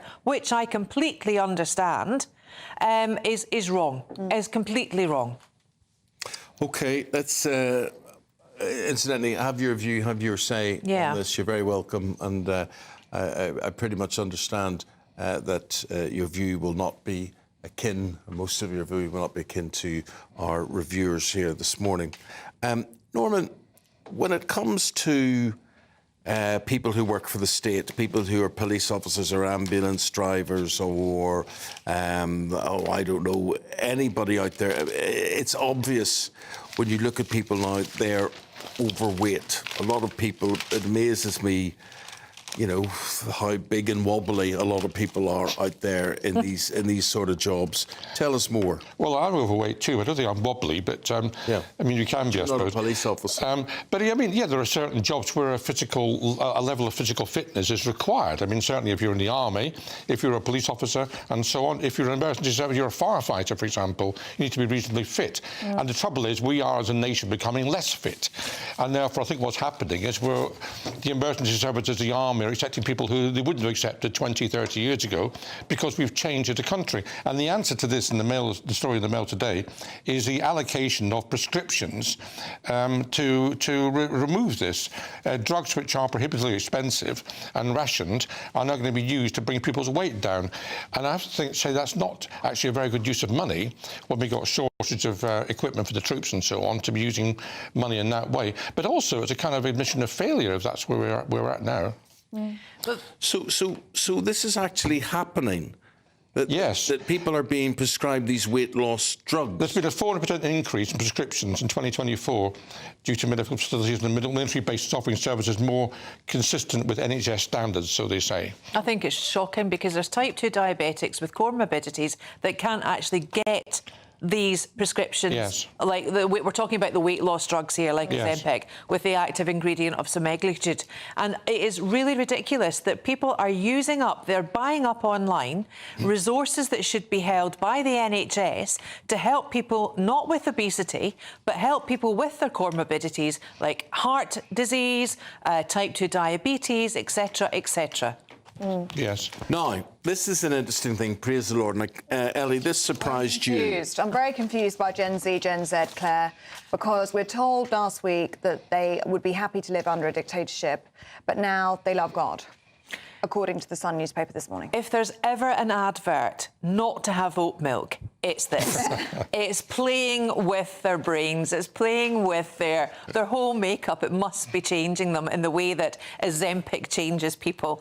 This, I mean, whilst I applaud and I look forward to people being more faithful, obviously, but young people are bigger believers in God and spirituality than their elders. And I think spirituality there might be a key as well, because there quite a lot of them are into yoga, the New Age, whatever that means. Yeah. And it's all things to all people. It's a bit like the Gen Zers stroke millennials, more likely if you're female to vote for the Green Party. Everything is quite with a laissez-faire attitude. What will be, comme ci, comme ça. Well, you know, if they get the rosaries out and they pray for things, then good on them. I'm surprised not more of them are atheist. I would imagine they'd identify more as atheists. I mean, I think Claire's right that there's an increase in spirituality and in the widest possible sense, and I think that's, in a sense, welcome. If people want to think about where they're coming from and what society is like and how the world works and so on, that's a good thing. I just worry that this is kind of, perhaps, people who aren't able to cope with society terribly well, reaching out for something to try and bolster themselves. Well, I would rather than bolster with something like religion than an antidepressant. Well, it depends what kind of religion it is, actually, doesn't it? Because some religions are not very helpful. Food and healthy food and the price of it, Claire. You know, as a mother with 4 young kids, as it was when I was on my own with them, it was really difficult to put decent, nutritious food on the table. I did it because that's what my role as a mother was, I would say, and it's what any role as a parent is. You do the best for your children at whatever cost to yourself. But what we're finding now is that healthy food is actually twice the price of rubbish, like frozen rubbish. And why? I don't know. It's just so tired. When you are trying to grow a family, when you're trying to promote the well-being of your children, physically and mentally, it is through diet and it is through care, consideration from the family. I wonder, has it always been so? I mean, because my mother would have made stews and all that sort of thing. I mean, we wouldn't have had money to do that, yet we ate well. You ate well. But now it's really, everything is more expensive. And it's per calorie even. So that shows you that the cheapest food is the most calorific food. Is there any wonder why we've got an obesity crisis with our children? OK, Claire, hold that thought. Thank you very much indeed. See you again shortly in about 45 minutes' time. Now, let's get a check on the weather, shall we, with Alex Berkel on this Tuesday morning.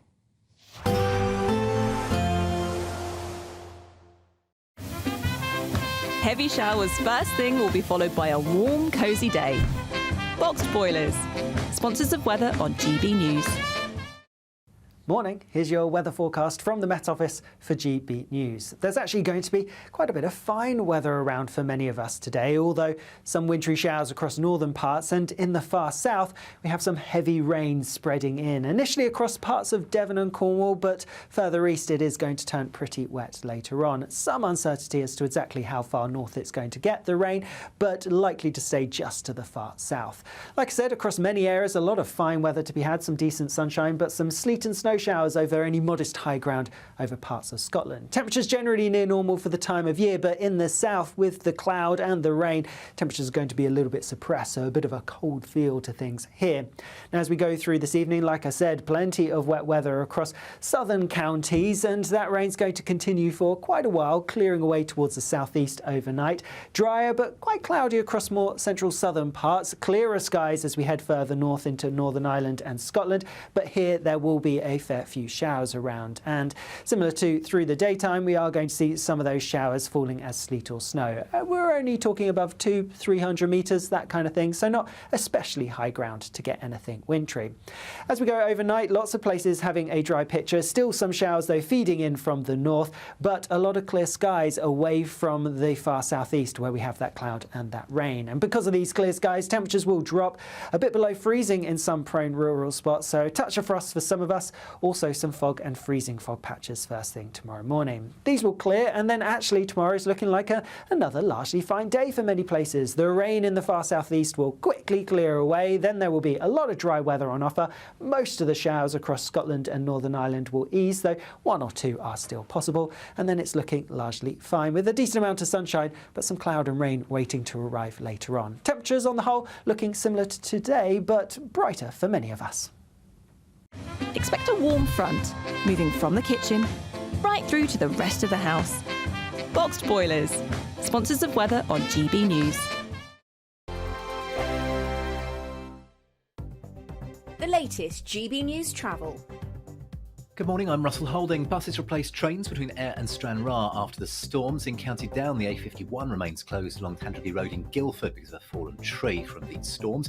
In Nottinghamshire, the A617 is closed each way between Kelham and the A46 at Newark after an accident. On the M6 in Staffordshire, there's a lane closed northbound. Someone's broken down between junctions 16 and 17 near Crewe, causing delays. In Worcestershire, the A38 is closed each way off junction 1 of the M42, the Bromsgrove turn, after an accident. The M40 in Warwick is partly blocked southbound by an accident between junctions 13 and 12 from Bishop's Tatchbrook to Gaydon, causing delays. The A1M in Hertfordshire is partly blocked northbound just before junction 8 at Stevenage, causing delays. The M26 in Kent taking half an hour in queues approaching the M25 because of roadworks. Gatwick Express services aren't running between Gatwick Airport and Brighton.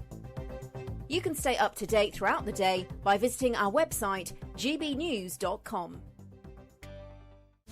This is Britain's Newsroom, where your voice matters. It's just astonishing. With expert analysis and honest opinion, we don't just keep you informed. We bring you unique perspectives you won't see anywhere else. Can't argue with any of that. When the news happens, it happens here. On Britain's Newsroom, weekdays from 9:30am. Only on GB News. In the GB Newsroom, we bring you the news as it happens. With our team of dedicated journalists across the UK, we're ready to keep you up to date with what's happening every half an hour, every single day. Bulletins here on GB News, the People's Channel, Britain's news channel. If you want your news to be straight talking... This is the nightmare for the Conservatives again. Down to earth. It's not just Nottingham where this is happening, is it? And most importantly, honest. Hard-working, middle-class taxpayers, they'll get their book thrown at them. Then catch me, Martin Daubney, Monday to Friday, 3 till 6 p.m. on GB News, Britain's news channel.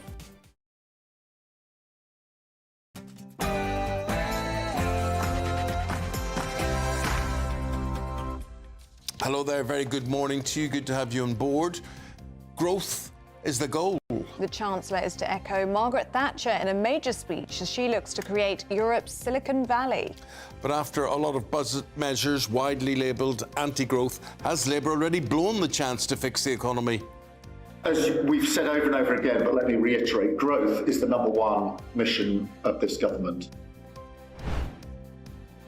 Yes, the government is channeling Margaret Thatcher, sounding rather like Liz Truss, and also a Chancellor sounding very, very optimistic. What on earth is going on? I'll tell you shortly.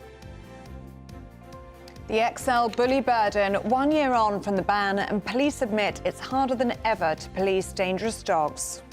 The financial costs to policing for just veterinary and kenneling alone is going to be in excess of £25 million, of which no police forces have received any additional budget for. Power cuts are wreaking havoc right across Northern Ireland as they enter their 5th day in darkness. Storm Eamonn proved to be the perfect storm, with over 30,000 homes still without power. Will environmental policies now need to be rethought? Would you pay a licence fee to stream online and listen to the radio? Well, that's the latest idea floated by the government to keep funding the BBC. And in the sport this morning, final night of the Champions League matches, with Manchester City needing to beat Club Brugge to stay in it. Arsenal's Miles Lewis-Skelly has had his controversial red card rescinded. And with the Six Nations this weekend, England have named the first twins to play together for England in 90 years. Hello. Whilst it's going to be pretty wet across far southern parts and there will be some wintry showers in the north, for many, it's actually looking largely dry today. Join me later for more. Hello, very good morning to you on this Wednesday morning. This is GB News Breakfast and I'm Eamonn Holmes. I'm Ellie Costello and yes, this is GB News Breakfast with Eamonn and Ellie.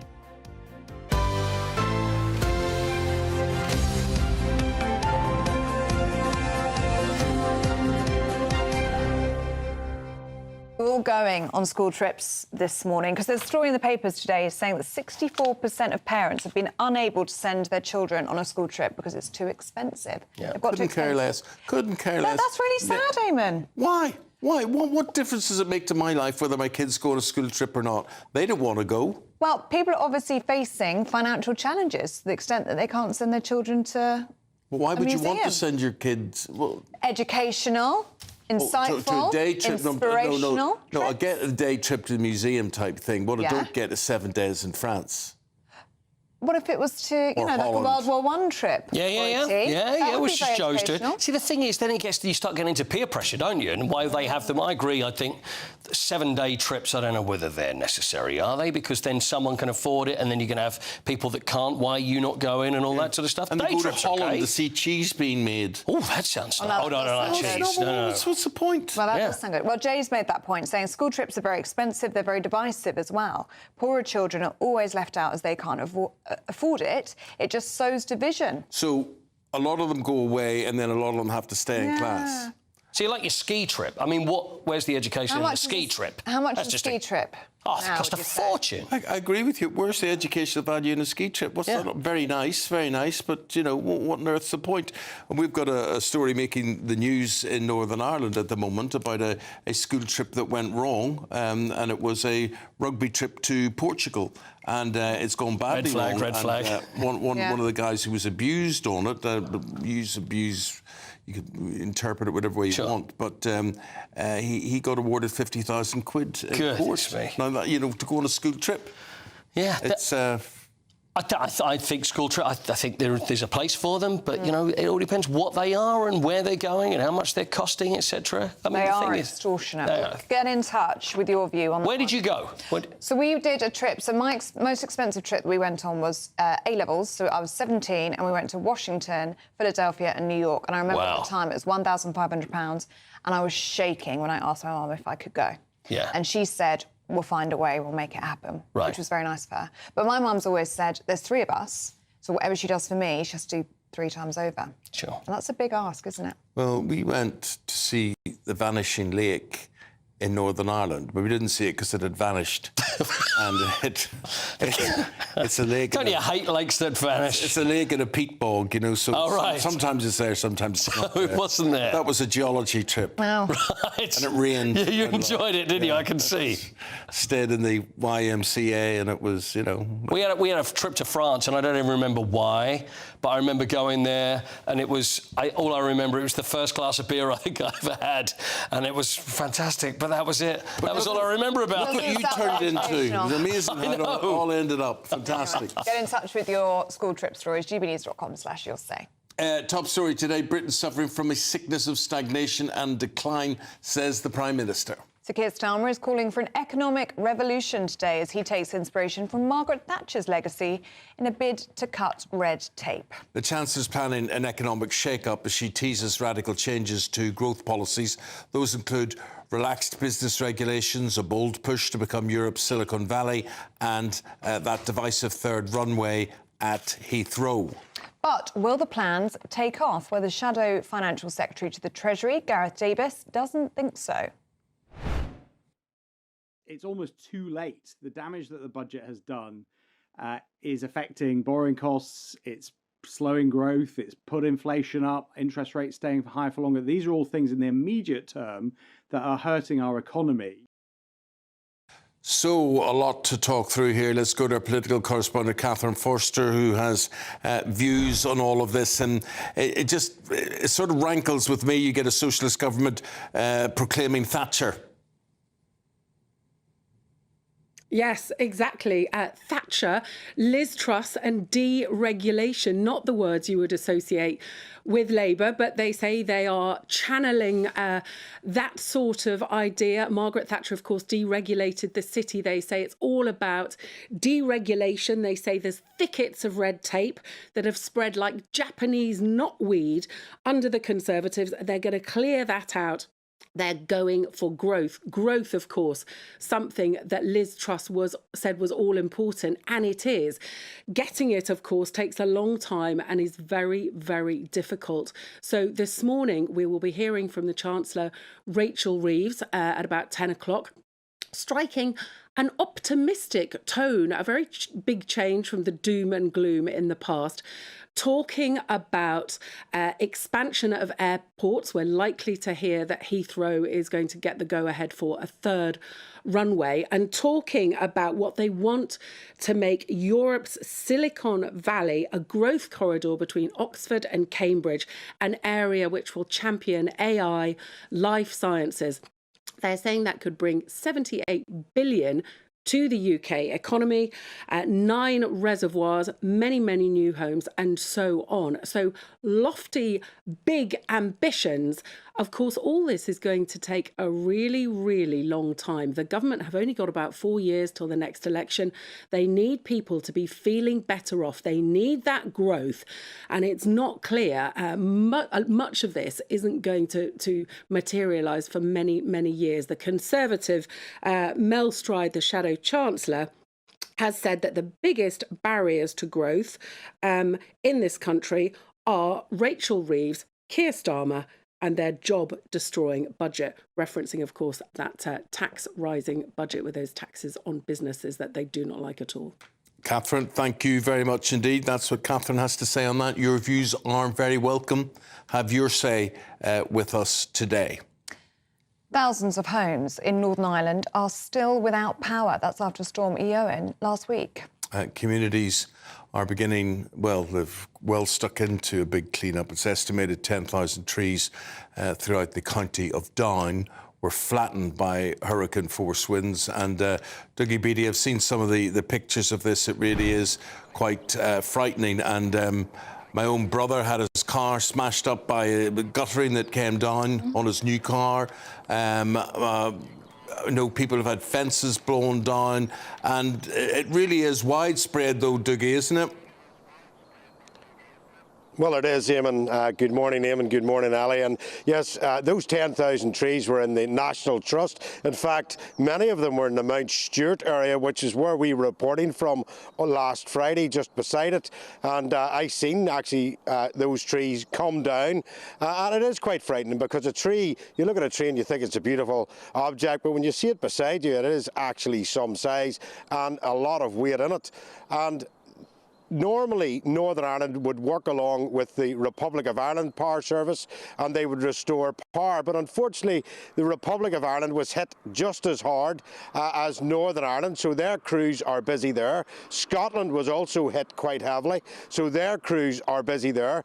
Northern Ireland has had now to bring electricity service crews in from England, and the Republic of Ireland have brought additional crews in from Norway to try and clear the backlog that is happening here. 5 days without power, and unfortunately this is when our environmental issues now have to be looked at, because it's nearly next to impossible to get planning permission for a new build in Northern Ireland with a chimney on it, because they don't want you burning fossil fuels. So these heat pumps have came in to existence. And in fact, 2 of the houses to the left of me here, people have had to go stay in a hotel because they can't put a fire on because it runs on a heat pump, which of course needs electricity. And generators normally, domestic generators only put out about 5 kVA of power. A heat pump, your average one, takes 10 kVA of power, and it must be clean power. So it must mean it's regulated, no ups and downs on it to blow things, computer boards, etc.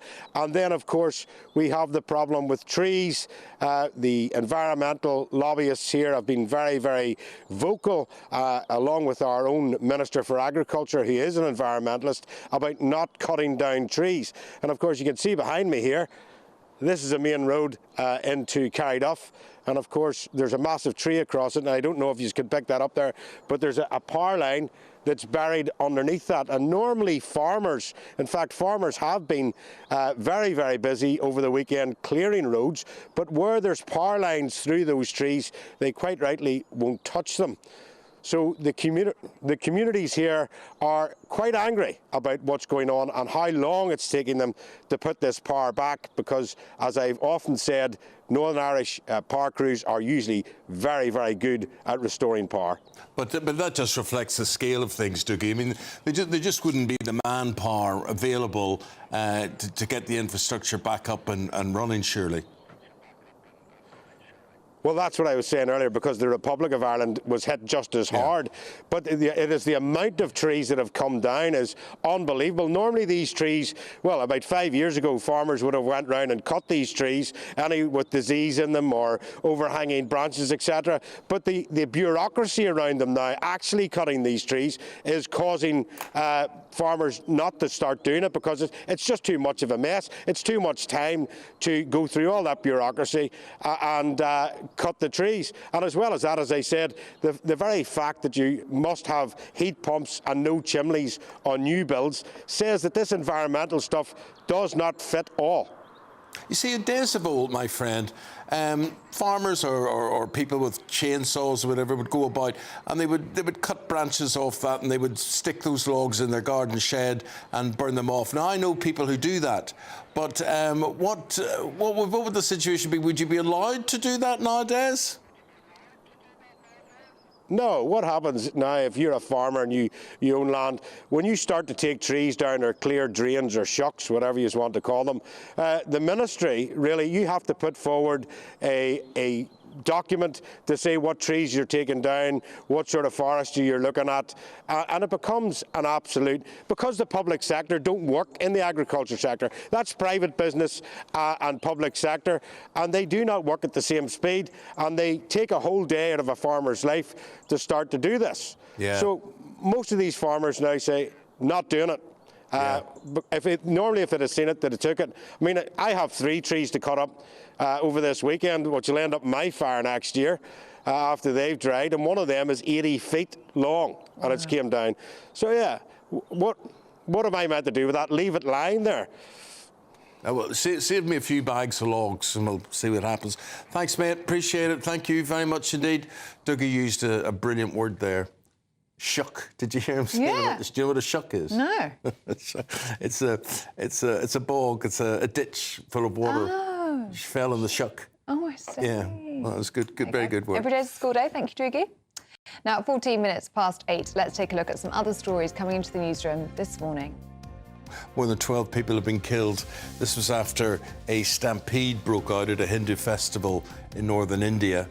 Millions of people were honouring the most auspicious day in the Hindu calendar, known as Mahakumbha, when the chaos ensued.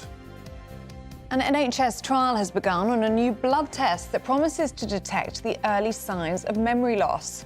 Currently, just 2% of people with dementia have an official diagnosis because of limited NHS testing. But scientists promise this latest test could revolutionise how we treat Alzheimer's disease. French President Emmanuel Macron has announced British tourists will have to pay more to visit the Louvre in a bid to increase the museum's funding. Along with upping fees for non-EU tourists, the French president also confirmed plans to display the Mona Lisa in its own room.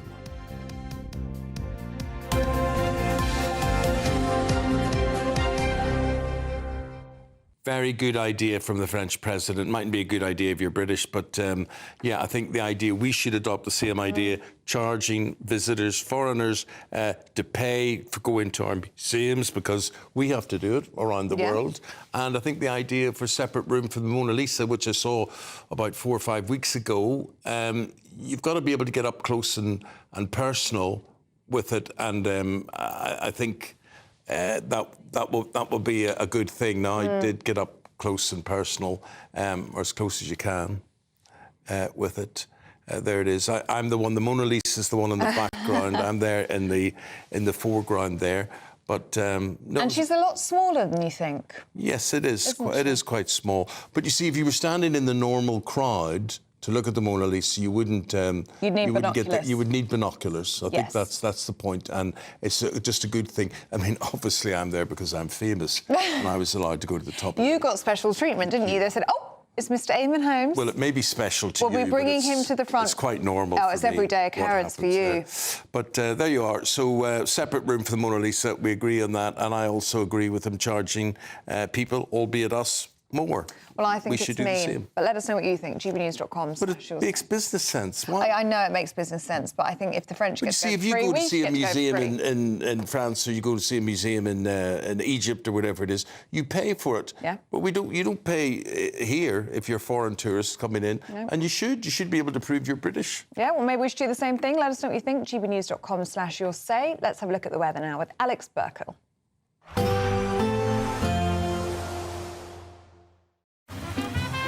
Despite the morning rain, it'll be a nice, warm, cosy day ahead. Boxed heat pumps, sponsors of weather on GB News.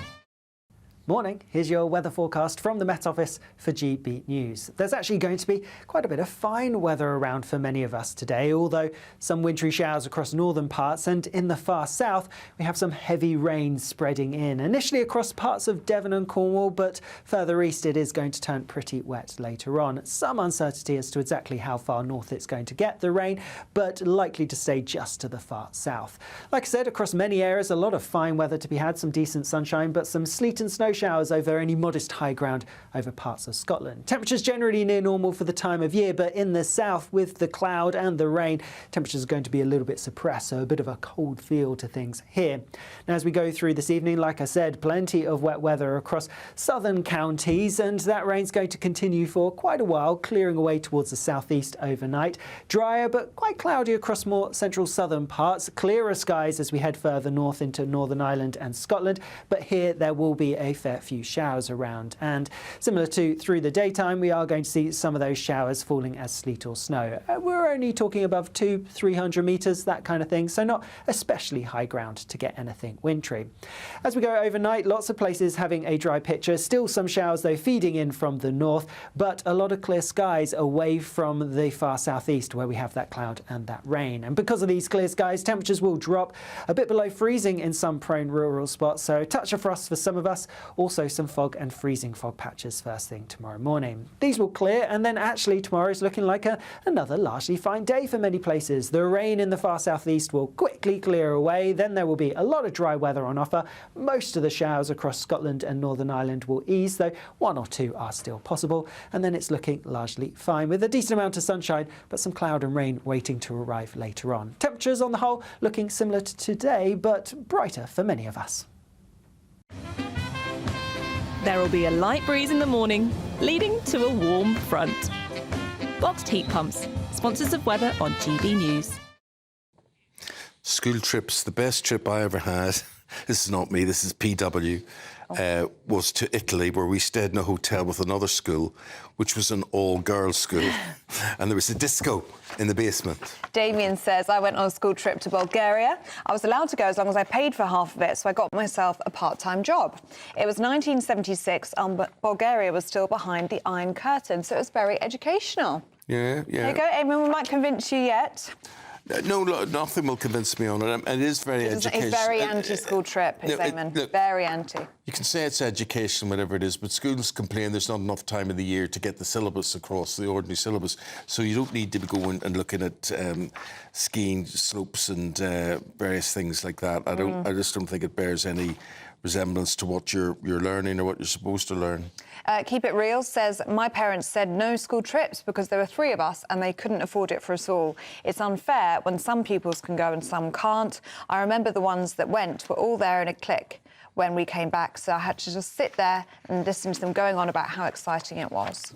Yeah. Oh. My 2 funniest memories was when one of my peers was chatting whilst walking backwards. He turned around and walked straight into a lamppost and smashed his glasses. Oh, no. There you are. That's from Daniela. Okay. Thank you very much. But Bill makes the point that school trips can be cheap as chips. You can go to the Lake District and it's great fun, says Bill.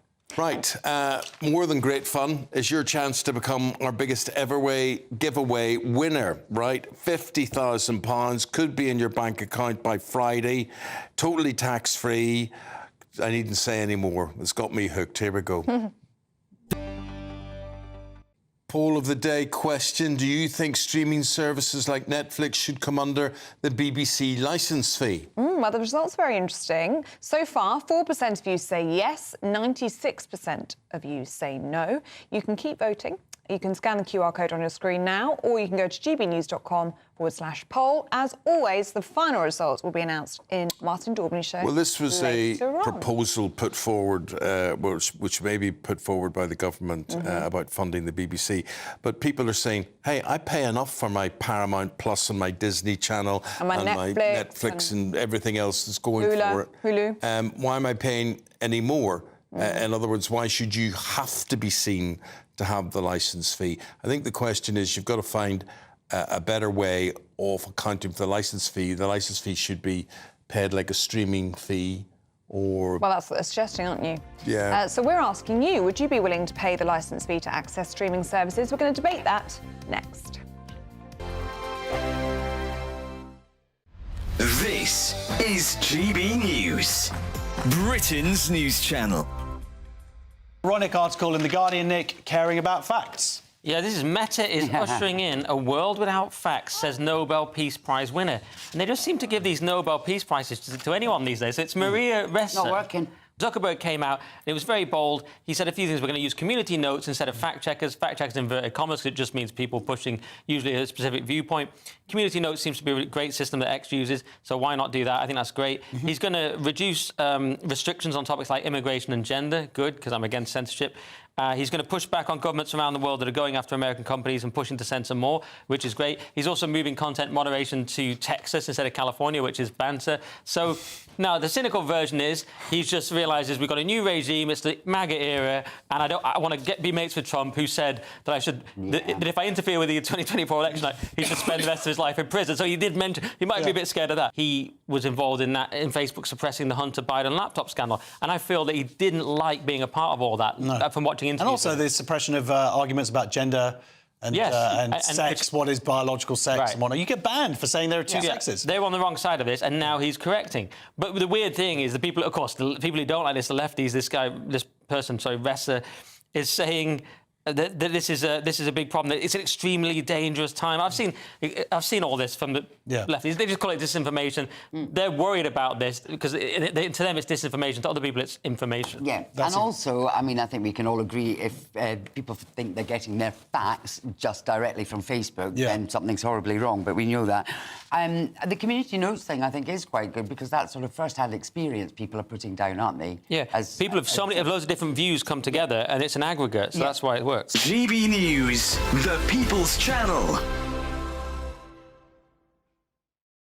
Join me, Camilla Tominey, for a frank and honest discussion with those in power that cuts through the spin and gets to the heart of the issues shaping our nation.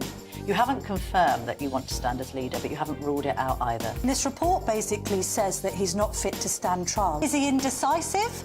Incompetent? I deliver the dose of reality Westminster needs. That's the Camilla Tominey Show at 9:30 every Sunday on GB News, the People's Channel, Britain's news channel. It's Patrick Christie's Tonight, and here we do things differently. It's explaining the absolute madness of this, doesn't it? It's explosive. I mean, this is very good. It's lively. 850. Your government sat there, Sean, and it did nothing. It's controversial. And the Middle East has been in turmoil since before I was born. It's everything you need to kickstart your evening. Everyone's had their Weetabix tonight. I love to see it. That's Patrick Christie's Tonight, weeknights from 9 p.m. Only on GB News, the People's Channel, Britain's news channel.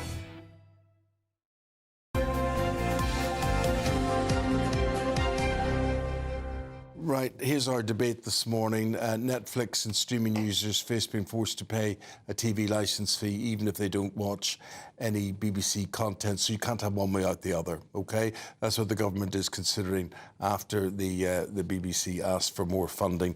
They haven't asked for more funding, they're just in line with inflation and whatever it is. This morning we were asking, should you be forced to pay the licence fee even if you don't watch the BBC or indeed listen to the BBC? Commentator Aisha Ali Khan and former BBC producer David Elstein are going to join us to debate this again. David, the first thing is, can you sort of explain that to me, how they interlace a streaming channel with the licence fee? So you would pay for your licence fee, and under that you would have an ability or a licence to watch streaming channels. Is that the idea? I think it's not an idea at all, actually. It's completely impractical and undeliverable. I mean, is Netflix going to send the government a list of all its subscribers? I don't think so. It would be in breach of the data protection legislation. And essentially what is being floated is the notion of a broadband tax. So anyone who has broadband, because you don't need a television to watch Netflix, you just need a laptop, a tablet, phone, even a phone. Yeah. So how do you enforce it? I mean, if you go to your local library and watch something on their Wi-Fi, how does that turn up in the BBC's coffers? So I think this is one of those things that is floated at a time of how do we fund the BBC, which is then rapidly abandoned because it's completely impractical. Aisha, what do you think?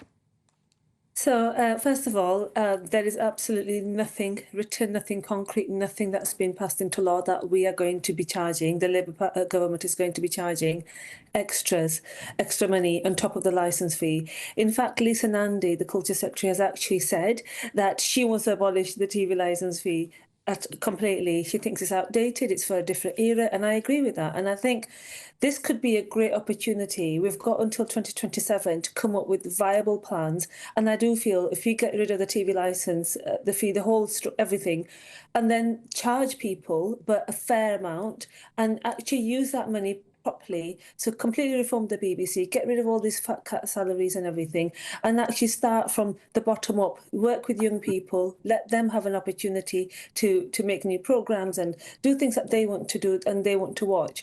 And maybe this, I mean, we've got a couple of years at least, so this debate is going to continue now for the next few years until we come up with a possible solution. But I do feel that this impacts all of us.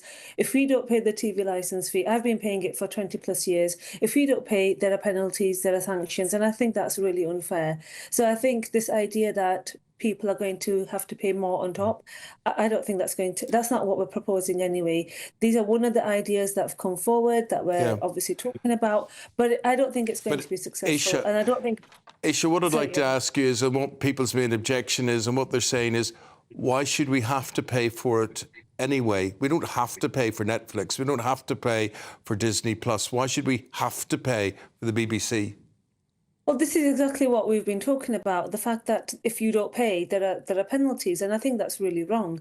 But I do feel that if we're going to do something now would be the perfect time from now until 2027 to do something that actually reflects what people want. And I think we have to change the BBC. Right now, hardly, I mean, I watch the news, obviously, and I watch a range of programmes, and I have BBC iPlayer. So, of course, I pay the BBC, the TV licence fee. And, you know, but the younger generation, my son, my nephews, and everybody else I know, they hardly watch normal TV. Like your guest has just said, laptops, streaming devices, etc. So it's completely unfair for everybody to carry on paying when nobody's actually watching it the way we used to watch it when we were growing up. But we're not going to, there's no proposal whatsoever on the table to charge people an extra amount on top of what they pay for the TV licence. But David, you as a former producer at the BBC and your age demographic and whatever, you would be a perfect BBC viewer. Why are you not? Look, I'm fully in favour of having the BBC, and insofar as it delivers important public service content, children's programmes, educational programmes, regional programmes, Radio 3, Radio 4, the World Service, etc. It should be paid, it should get money from the government to do that. The licence fee is a terrible way of funding that kind of content. It's unfair and it's unaccountable. So I would support public funding of BBC public service content. Everything else should be like Netflix, a subscription service.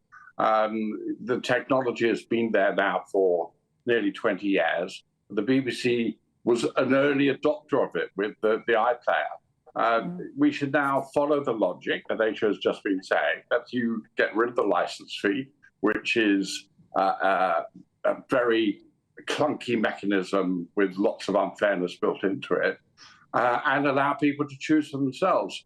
Do I want to watch BBC content? I'll pay for it. if I don't want to watch it, I won't pay for it. OK, David, Aisha, we've got to leave it there, I'm afraid, but thank you very much, both of you, for your time. Let us know what you think, gbnews.com/yoursay. Paul with the sport next. See you then. The latest GB News travel. Good morning, I'm Russell Holding. Buses replaced trains between Ayr and Stranraer after the storms in County Down. The A51 remains closed each way along Trandragee Road in Guildford because of a fallen tree. On the M6 in Staffordshire, 2 out of 4 lanes are closed northbound after an accident between junctions 16 and 17 near Crewe, causing long delays. On the M6 in the West Midlands, there's a lane closed northbound. Someone has a puncture between junctions 6 and 7 from Spaghetti Junction, Birmingham to the A34, causing delays in Worcestershire. On the A38, there's a lane closed southbound off junction 4 of the M5 at Bromsgrove after an accident. On the A1M in Hertfordshire, there's a lane closed northbound just before junction 8 at Stevenage after an accident with delays in both directions towards there. On the M25 in Buckinghamshire, there's a lane closed clockwise just after junction 16 for the M40 after an accident causing queues each way. And Gatwick Express train services remain suspended between Gatwick Airport and Brighton. You can stay up to date throughout the day by visiting our website, gbnews.com. Hi, I'm Michelle Dewberry, and my show is your opportunity to cut through all the noise and dive in headfirst to some robust debates. Ideas clash. Situation, isn't it? Because the failure is you're deliberately avoiding my point. Nothing's held back. And if you think this is the end of it, wait for more. And we do not shy away from the difficult stuff. Sometimes I want to shake people and say, if only you understood. So join me on Dubes & Co. weeknights at 6 p.m, only on GB News, Britain's news channel. If you want your news to be straight talking, this is a nightmare for the Conservatives again. Down to earth. It's not just Nottingham where this is happening, is it? And most importantly, honest. Hard-working, middle-class taxpayers, they'll get their book thrown at them. Then catch me, Martin Daubney, Monday to Friday, 3 till 6 p.m. on GB News, Britain's news channel. Join me, Nana Akwe, for an informative, interactive news programme with a difference. It's fun. No, he didn't say that, Dave. I'm so surprised. I think there's an element of truth to that. Join me from 3 p.m. every weekend, only on GB News, Britain's news channel. We're proud to be GB News, the People's Channel. And as you know, we always love to hear your views. Now, there's a new way of getting in touch with us at gbnews.com/yoursay. By commenting, you can be part of a live conversation and join our GB News community. You can even talk to me, Bev Turner, or any of the members of the GB News family. Join me, Camilla Tominey, for a frank and honest discussion with those in power that cuts through the spin and gets to the heart of the issues shaping our nation. You haven't confirmed that you want to stand as leader, but you haven't ruled it out either. This report basically says that he's not fit to stand trial. Is he indecisive? Incompetent? I deliver the dose of reality Westminster needs. That's the Camilla Tominey Show at 9:30 every Sunday on GB News. The People's Channel, Britain's news channel.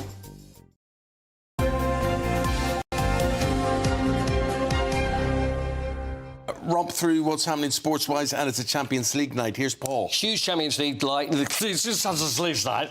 I'm very excited about it. What can I say? I'm very excited about it. Last games in the Champions League as it is. PSV Eindhoven against Liverpool. Doesn't matter what happens to Liverpool there because they're going to become first or second. Girona versus Arsenal. Girona are eliminated. Arsenal, they're good. They're already through. Man City need to beat Club Brugge tonight. That's very important that they win or they're gone. When it comes to the Battle of Britain, another Battle of Britain, Aston Villa versus Celtic. Aston Villa could do with winning, which will make them go into the automatic qualification part, so they don't actually have to have a knockout game. A few days Celtic left, are already through. A few days left in the window, the transfer window, and Neymar's on the market. We hear. Well, he's not really on the market because he's terminated his contract with Al Hilal in Saudi Arabia. 7 games he played, 1 goal. I've got some numbers for you if we can have a little look at Neymar. How about this? £198.3 million he's earned, 2.5 million a week. That's about 10 million quid a game. He's gone back to Brazil. He's going to play for his boyhood club again, Santos. So some more numbers. £78 million transfer from PSG, 129.2 million a year. 18 months, he's earned 193.8 million. And in all, it's cost Al Hilal to have Neymar play for them 322 million quid for 7 games. Not bad work if you can get it. If you can get it. Now, if I was to be a Formula One driver to go around that track, do I need a driving licence to do that? I don't think you do, actually. Do you not? Well, because you're off, you know, you're not on public roads, are you? You're not on public roads. But Kimi Antonelli is the new Mercedes driver. He's only 18 years old. So he actually passed his driving test yesterday. No. Yeah, he passed his driving test yesterday. Well done. He tweeted it. In the nick of time. Tweeted it. Well, can you imagine being sat next to him, be the instructor and go, yes, could you slow down just a little, please, Kimi? Just to slow down a little. So he makes his F1 debut in the Australian Grand Prix, but now he is safe to drive on the road. So he passed his driving test yesterday. Well done. So congratulations, Kimi. Congratulations. Well done. Should we play some birthdays? Let's do it. I've got 3 for you. OK, Great. First one, presenter. Sports presenter. Do you remember I said we saw... Claire Balding. Claire Balding. Well, I went to Wimbledon and we walked past each other. It was just a look in the eye. Nothing was said. So I thought she'd say hello, but she didn't say anything. Did you say hello to her? Well, no. Well, it's two-way street. It is a two-way street. How old is Claire Balding? She had a doggy programme I was watching yesterday on Channel 4, Channel 5, I think it was. Yeah. How old was Claire Balding? 62. 62 for Claire Balding. No way. I don't think she's going to talk to you ever in the future, so it won't be just me. Can I retake? You can have another. Had your go. My first thought was actually 58, so let's go there. You're going to go 58. Yeah. She still won't talk to you, but anyway, not to worry. I would think she's about 50. 54. Oh. Right in the middle. Okay, right in the middle. You often do this, the two of you. One side, one the other. I know. How about this one? See if you remember this fella. 1984. Now, I'll tell you, it's a television. Who took that photograph? Where are you to take that picture there? From a drone. Well, there's Greg Louganis, and he won he's diving champion for the 84 Olympics. Do you remember when he had that accident? When he was... Have a look at this. I think, have we got the footage? Does he hit his head? Yeah. And being a brilliant diver. Oh, dear, it makes me wince every time I see it. I'm going to say 50.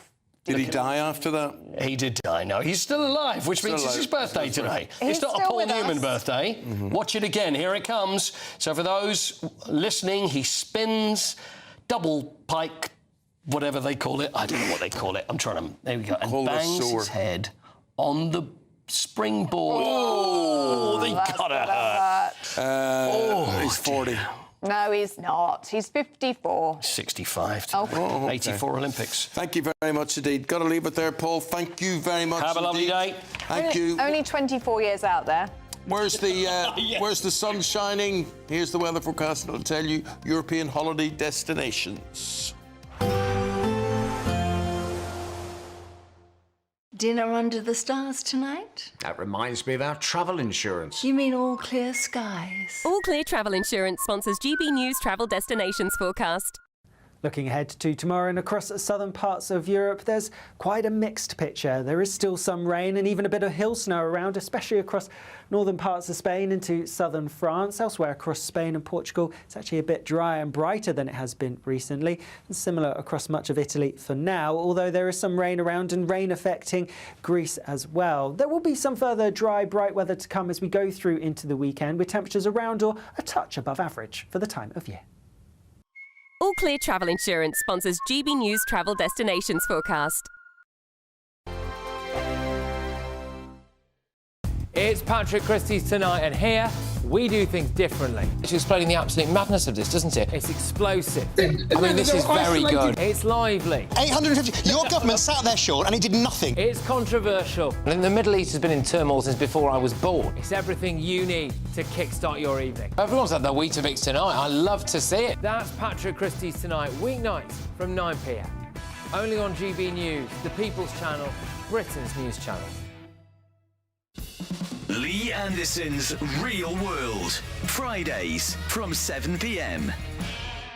That's football. Well, you know, it's the hope that kills you. It does. It gives you highs, it gives you lows. I mean, if you're an Everton fan at the moment, you probably had far too many lows. But as you know, I'm a Nottingham Forest fan. Well, you must be having a huge high. But you know, you had one of the greatest footballers ever to grace the game, right? And that was Dixie Dean. Yeah, absolutely. William Ralph Dean. Didn't like being called Dixie, but that was his nickname. And he was born in 1907. He was my grandfather's best mate. I'm an Everton shareholder.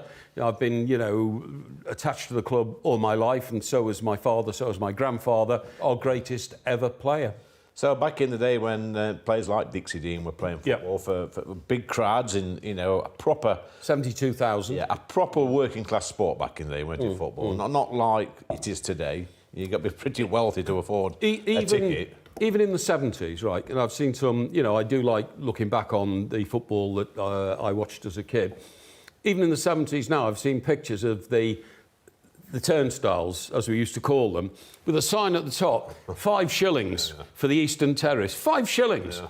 Last time I turned down a ticket to go to a football match was Arsenal, who wanted me to pay £830 for a seat in an executive lounge. And though I could have afforded it, because I've worked all my life like you, I just thought at that point, that's ridiculous. Well, you know? you should have told him you were Keir Starmer's security man. You'd have probably got him for nothing. Yeah, well, that's a good idea. Yeah. But you know, you go back to the the 1930s and 1940s, even the 1960s and 70s. You know, the footballers would walk to the ground and play a game, and then walk back and go for a few beers in the pub.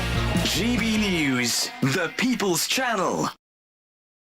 Hi, I'm Michelle Dewberry, and my show is your opportunity to cut through all the noise and dive in headfirst to some robust debates. Ideas clash. Situation, isn't it? Because the failure is... You're deliberately avoiding my point. Nothing's held back. And if you think this is the end of it, wait for more. And we do not shy away from the difficult stuff. Sometimes I want to shake people and say, if only you understood. So join me on Jubes & Kerr weeknights at 6 p.m, only on GB News, Britain's news channel.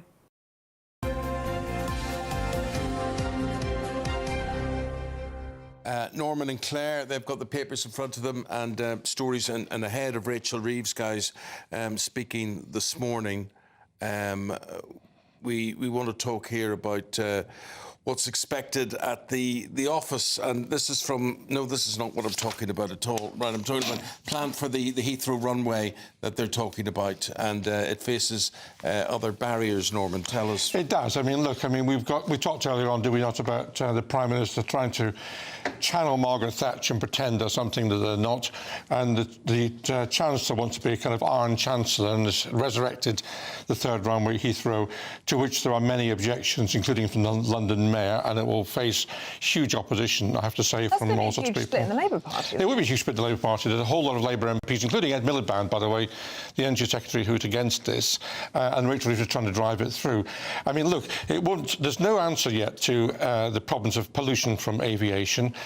Jet Zero, whatever it's called, to find alternatives, is miles away, and the government's own projections show that aviation will take up a huge amount of carbon emissions. By 2050, still going to be there, and there aren't enough biofuels to make a difference unless you're going to take away agricultural land. You've got noise won't be changing with third runway, it will get worse. You've got pollution, which is generally a problem in West London in particular. The M25 will have to be closed for weeks in order to enable the third runway to be built. You're going to have 750 people having their houses demolished. A primary school will have to be demolished to make space for this. And it's going to be 10, 15 years away. It ain't going to happen. Yeah, and fascinating to hear you say the M25 would be closed for weeks because... Well, at weekends, or close at weekends, have to close at weekends. Yeah, it'd be incredible how... I mean, but the traffic's worse at weekends than it is during the week. Well, that's what they plan to do. I mean, you know, they've got to actually relocate the M25 and this is a gigantic proposal. And you can see the anarchy when that happens when they close one junction for a few hours on a Sunday. So that brings me, if this is a gigantic proposal, is this all showboating by Rachel Reeves today? Is this, hey, look at me, I've got the ideas and stick with us and... But it's not a new idea. Gordon Brown mooted the third runway, actually, which was opposed by David Cameron and Osborne. And Osborne has admitted in his latest podcast, which I wouldn't recommend, incidentally, only because it's him, and that him and Cameron were actually wrong to go against it. They were saying that they were, you know, passionate about being in opposition at the time. They thought it would win votes. The bottom line is Heathrow is a hub. We do need that third runway. It's unsafe at the moment. I disagree completely. Not unsafe. It is, Norman. Why is it unsafe? Because it's mooted and the evidence is there. It's very, very close to having a massive incident. We need that third runway. You mean it's noise pollution? Noise pollution will remain the same because... Or get worse. Sorry, it won't get worse, Norman. Because there will be more planes.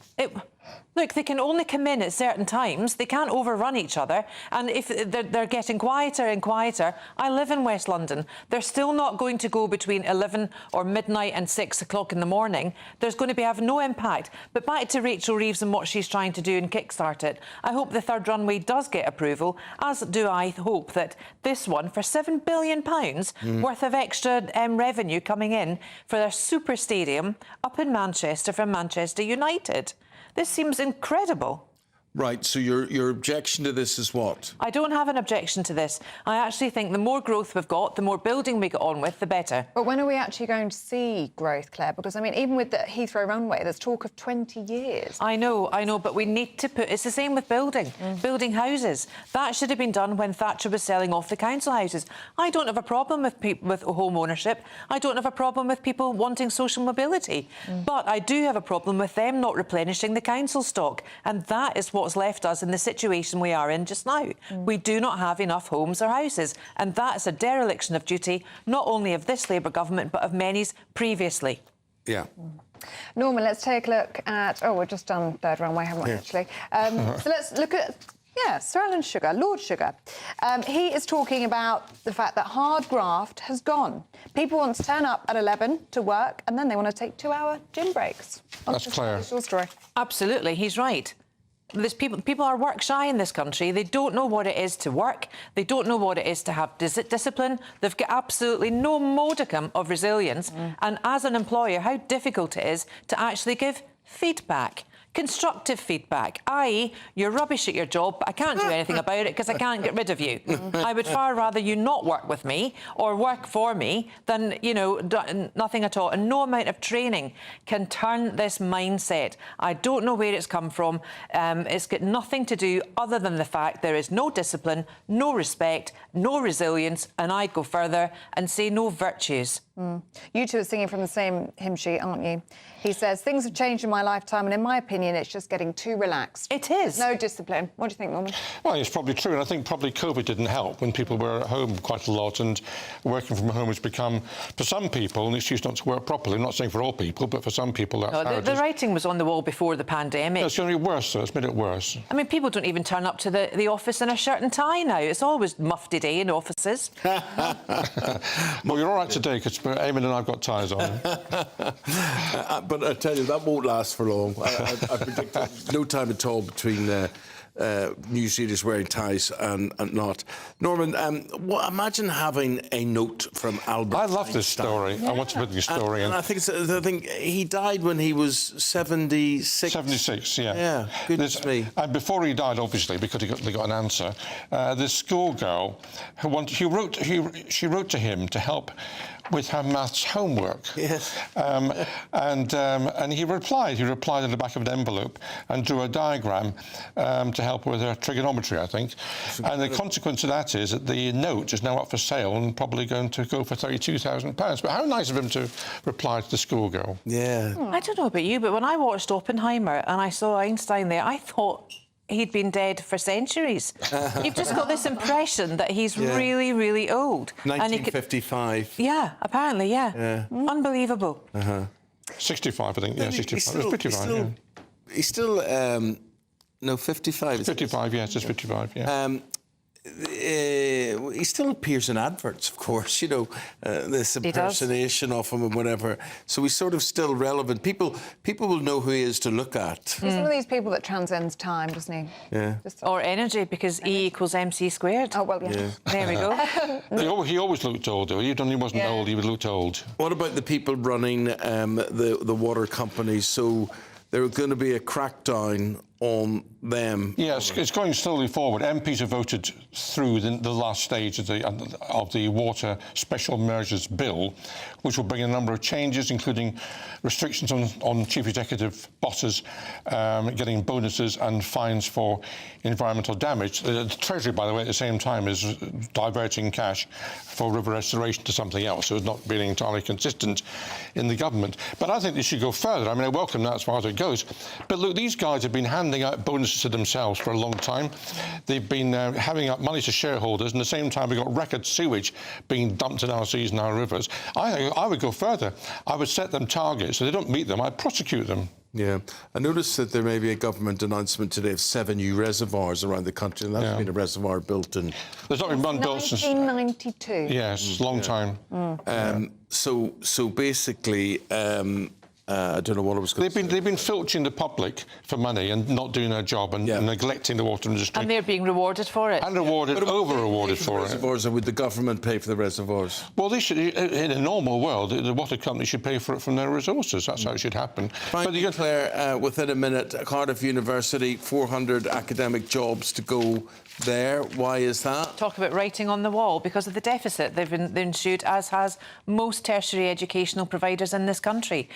400 academic staff jobs. Now, that's not administrations. This is academic staff jobs, and it's going to affect the teaching of degrees. Ceasing subjects and programmes in ancient history, modern languages, translation, music. The key one here, nursing. I thought we didn't have enough nurses. I thought we had to import nurses. Now we can't teach them. Now we can't teach them. It's ridiculous. Crazy. OK, with those fine words, we'll finish. Claire Muldoon, thank you. Norman Baker, appreciate it. Thank you very much indeed. Now, on this Wednesday morning, let's get a check on the weather, shall we, with Alex Burkhill. A chilly start will give way to a lovely, warm afternoon. Boxed heat pumps, sponsors of weather on GB News. Morning, here's your weather forecast from the Met Office for GB News. There's actually going to be quite a bit of fine weather around for many of us today, although some wintry showers across northern parts, and in the far south we have some heavy rain spreading in. Initially across parts of Devon and Cornwall, but further east it is going to turn pretty wet later on. Some uncertainty as to exactly how far north it's going to get, the rain, but likely to stay just to the far south. Like I said, across many areas a lot of fine weather to be had, some decent sunshine, but some sleet and snow showers over any modest high ground over parts of Scotland. Temperatures generally near normal for the time of year, but in the south with the cloud and the rain, temperatures are going to be a little bit suppressed, so a bit of a cold feel to things here. Now, as we go through this evening, like I said, plenty of wet weather across southern counties, and that rain's going to continue for quite a while, clearing away towards the southeast overnight. Drier but quite cloudy across more central southern parts. Clearer skies as we head further north into Northern Ireland and Scotland, but here there will be a fair few showers around, and similar to through the daytime we are going to see some of those showers falling as sleet or snow. We're only talking above 200-300 metres, that kind of thing, so not especially high ground to get anything wintry. As we go overnight, lots of places having a dry picture, still some showers though feeding in from the north, but a lot of clear skies away from the far southeast where we have that cloud and that rain. And because of these clear skies, temperatures will drop a bit below freezing in some prone rural spots, so a touch of frost for some of us. Also some fog and freezing fog patches first thing tomorrow morning. These will clear, and then actually tomorrow is looking like another largely fine day for many places. The rain in the far southeast will quickly clear away, then there will be a lot of dry weather on offer.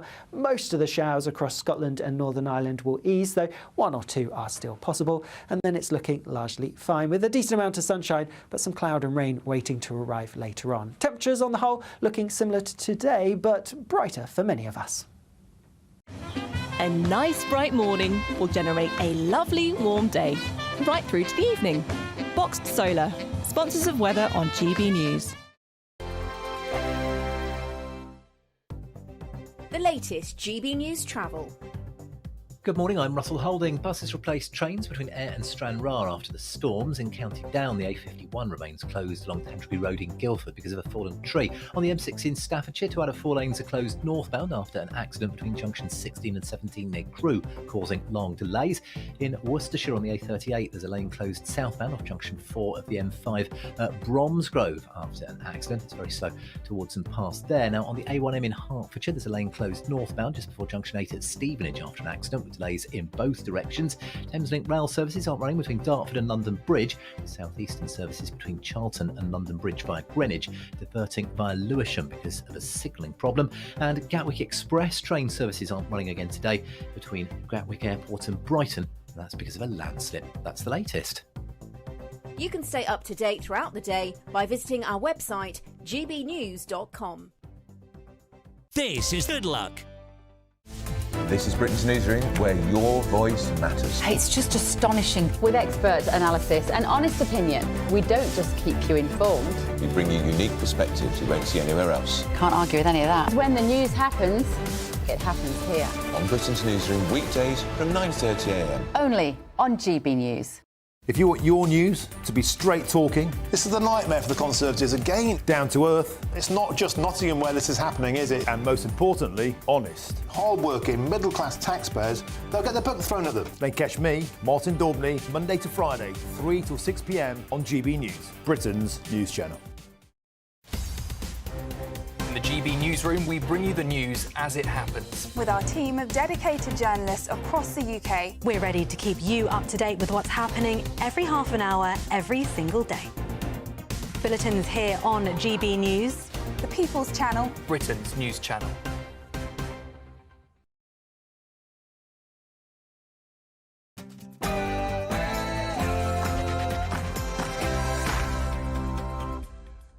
Good morning. Growth is the goal.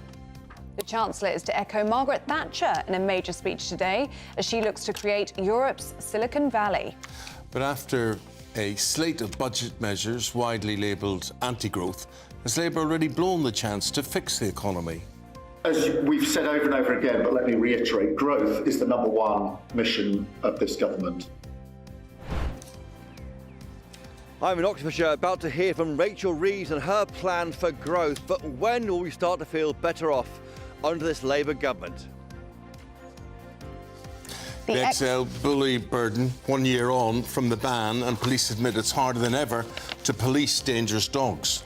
The financial costs to policing for just veterinary and kennelling alone is going to be in excess of £25 million, of which no police forces have received any additional budget for.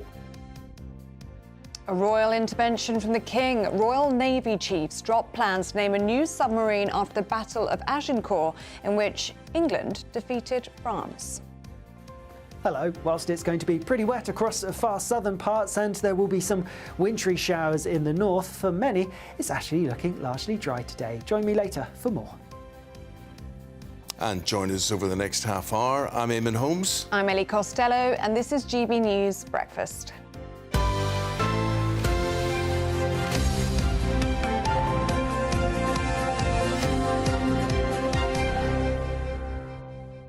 Well, we've got you all talking about school trips this morning. There's a story in the paper this morning saying that 64% of parents haven't been able to send their children on a school trip because of the sheer cost of them. They've got so expensive.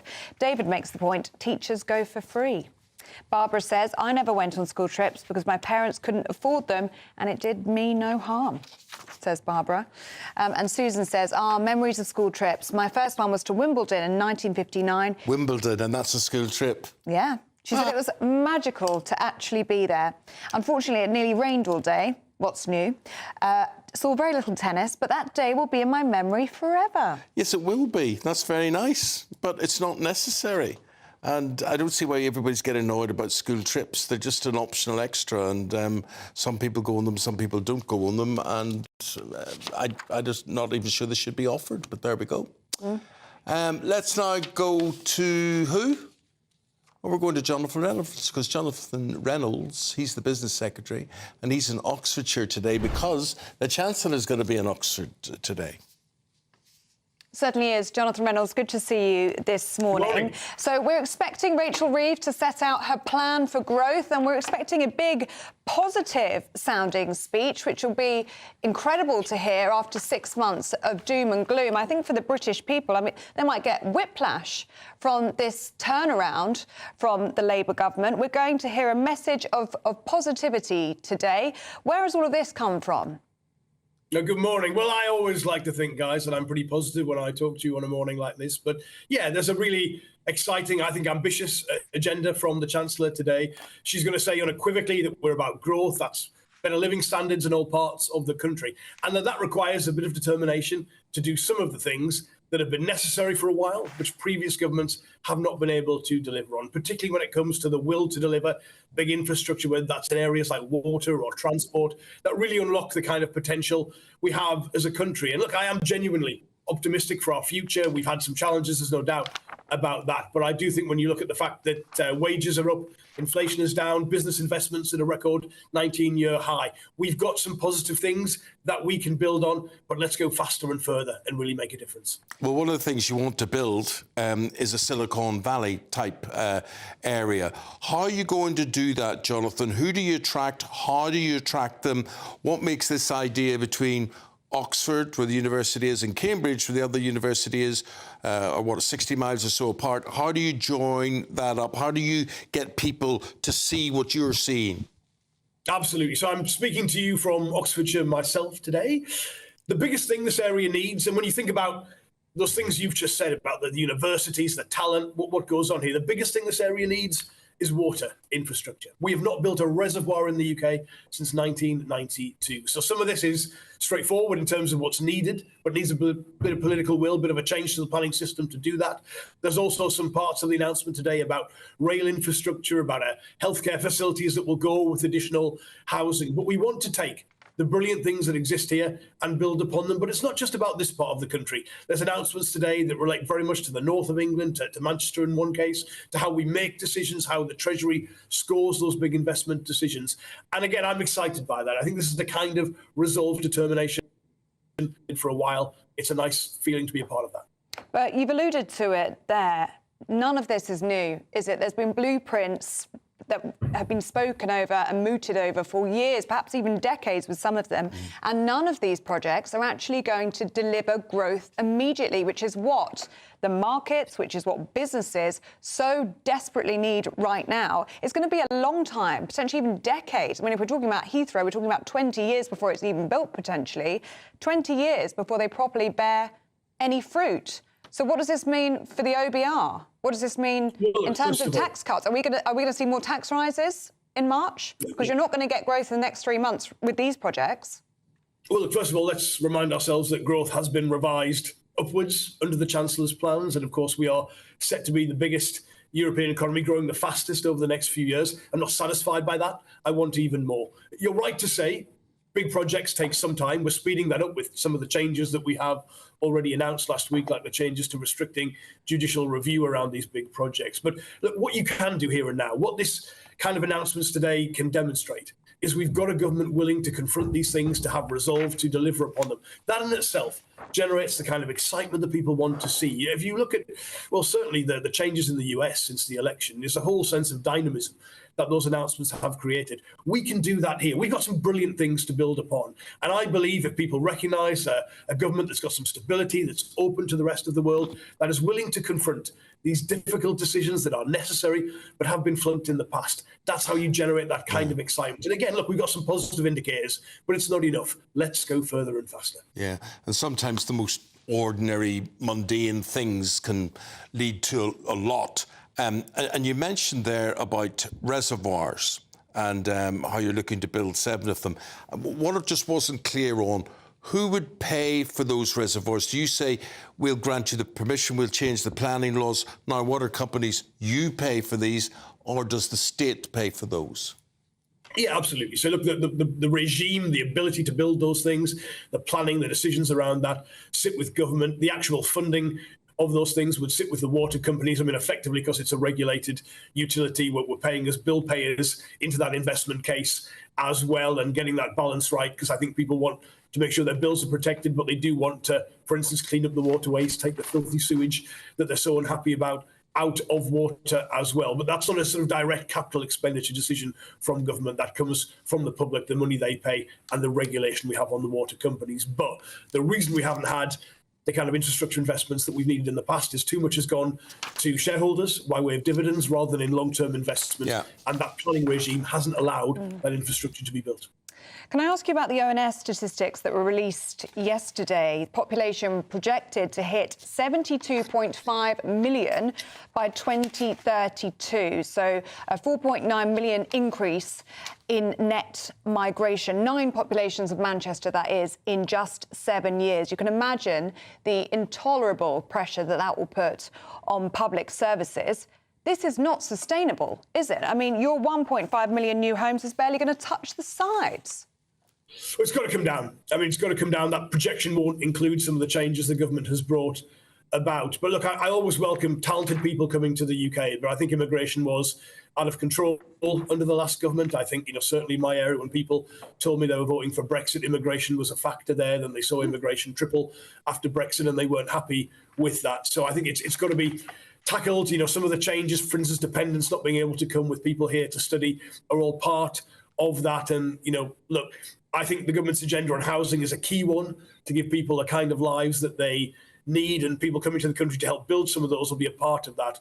We've got to get control of it. I think all people want is control. They're not anti-people coming to the country, but if they think the government's not got a grip of this, they are unhappy about that. And look, I think in the past, certainly the last few years, the government didn't get it right. So will you set a cap? No, I think the problem with caps is, so previous governments do it, they got nowhere near, it undermined confidence. There'll always be a level of variability that is related to how the economy is doing, and that's why I think people don't recognise caps as being effective. But immigration has got to come down. Well, Jonathan, I can tell that you're full of enthusiasm and excitement for whatever announcements are going to be made today. We hope they go down well. We hope they make a difference. Thanks very much for your time this morning. Thank you. Jonathan Reynolds is the business secretary. Well, let's speak to our political editor, Christopher Hope, who is going to be there for that big speech from Rachel Reeves a little bit later on this morning. And we are expecting this huge change in tone, aren't we, Christopher? Yes, hi Ellie, hi Eamonn. Yeah, welcome to Oxfordshire. I'm at the start of that 60-mile corridor you described there, Eamonn, the new Silicon Valley, but we've heard about this for several years, maybe a decade or so, so let's see if it happens and how long it takes. I was counting the number of excited Trumpian words there from your guest there, Jonathan Reynolds. I think I got 3 or 4 excited, dynamism. They are trying to instill some kind of the energy we're seeing in America into our economy here, because it's been so gloomy for the past 6 months of Labour's time in power.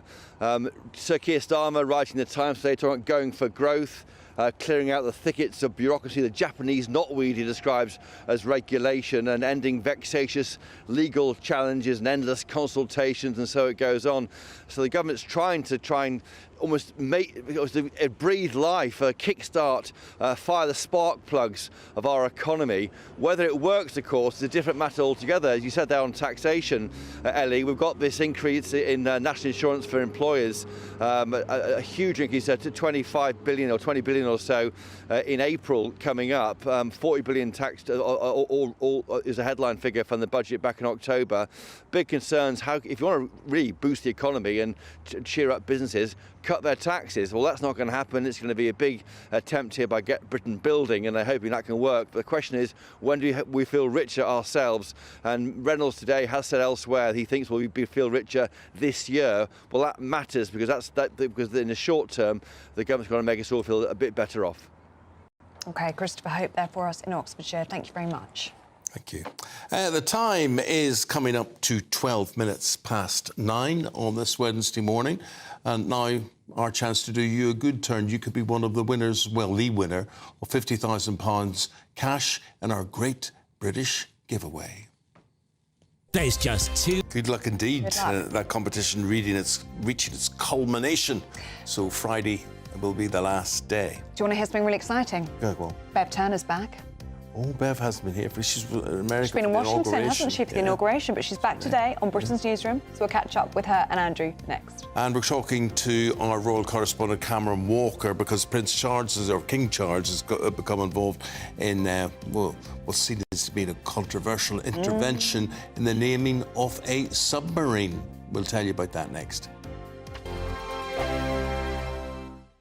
Good Afternoon Britain isn't just about us. The wonderful thing about this programme is it's about everyone watching. It's an interactive programme. Well, there absolutely is something to see here, and we're going to be talking about it more. Whether it's breaking royal news, Will, please bring us up to date. Or indeed a particularly punchy speech in the House of Commons. Very, very curious. We bring it to you live, and then we bring you live reaction as well. That's Good Afternoon Britain, weekdays from midday. Only on GB News, the People's Channel, Britain's news channel. This is GB News, Britain's news channel.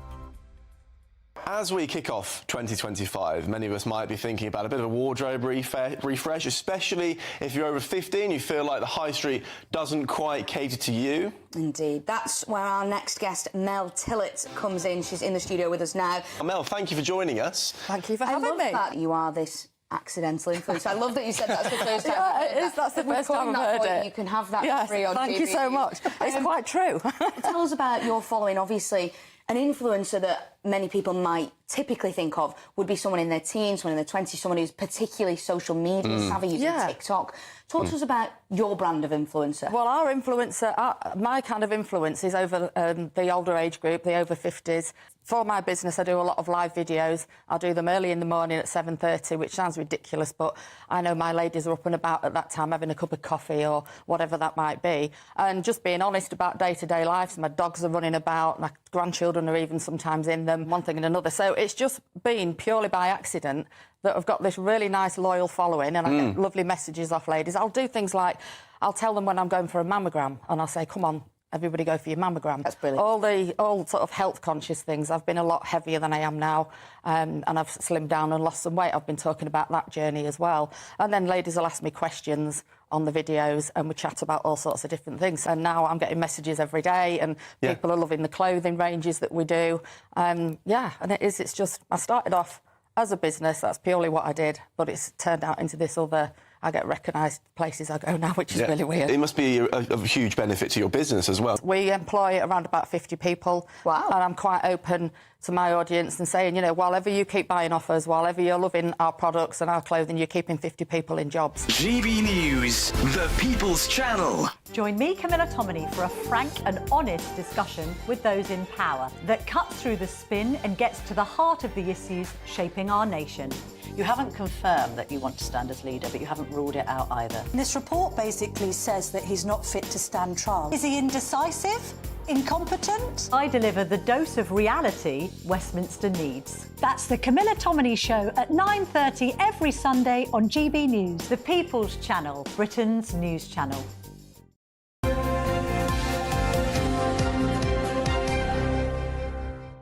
Welcome back. Now, the King has taken the unusual move to personally veto the naming of a Navy submarine HMS Agincourt to avoid upsetting the French. The submarine had been given the green light by Queen Elizabeth back in 2018.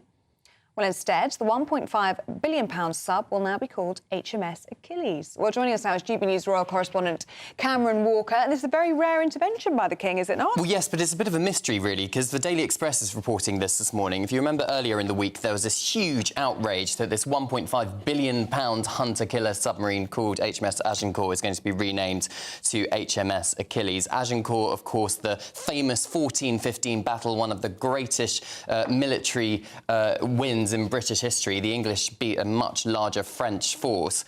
Earlier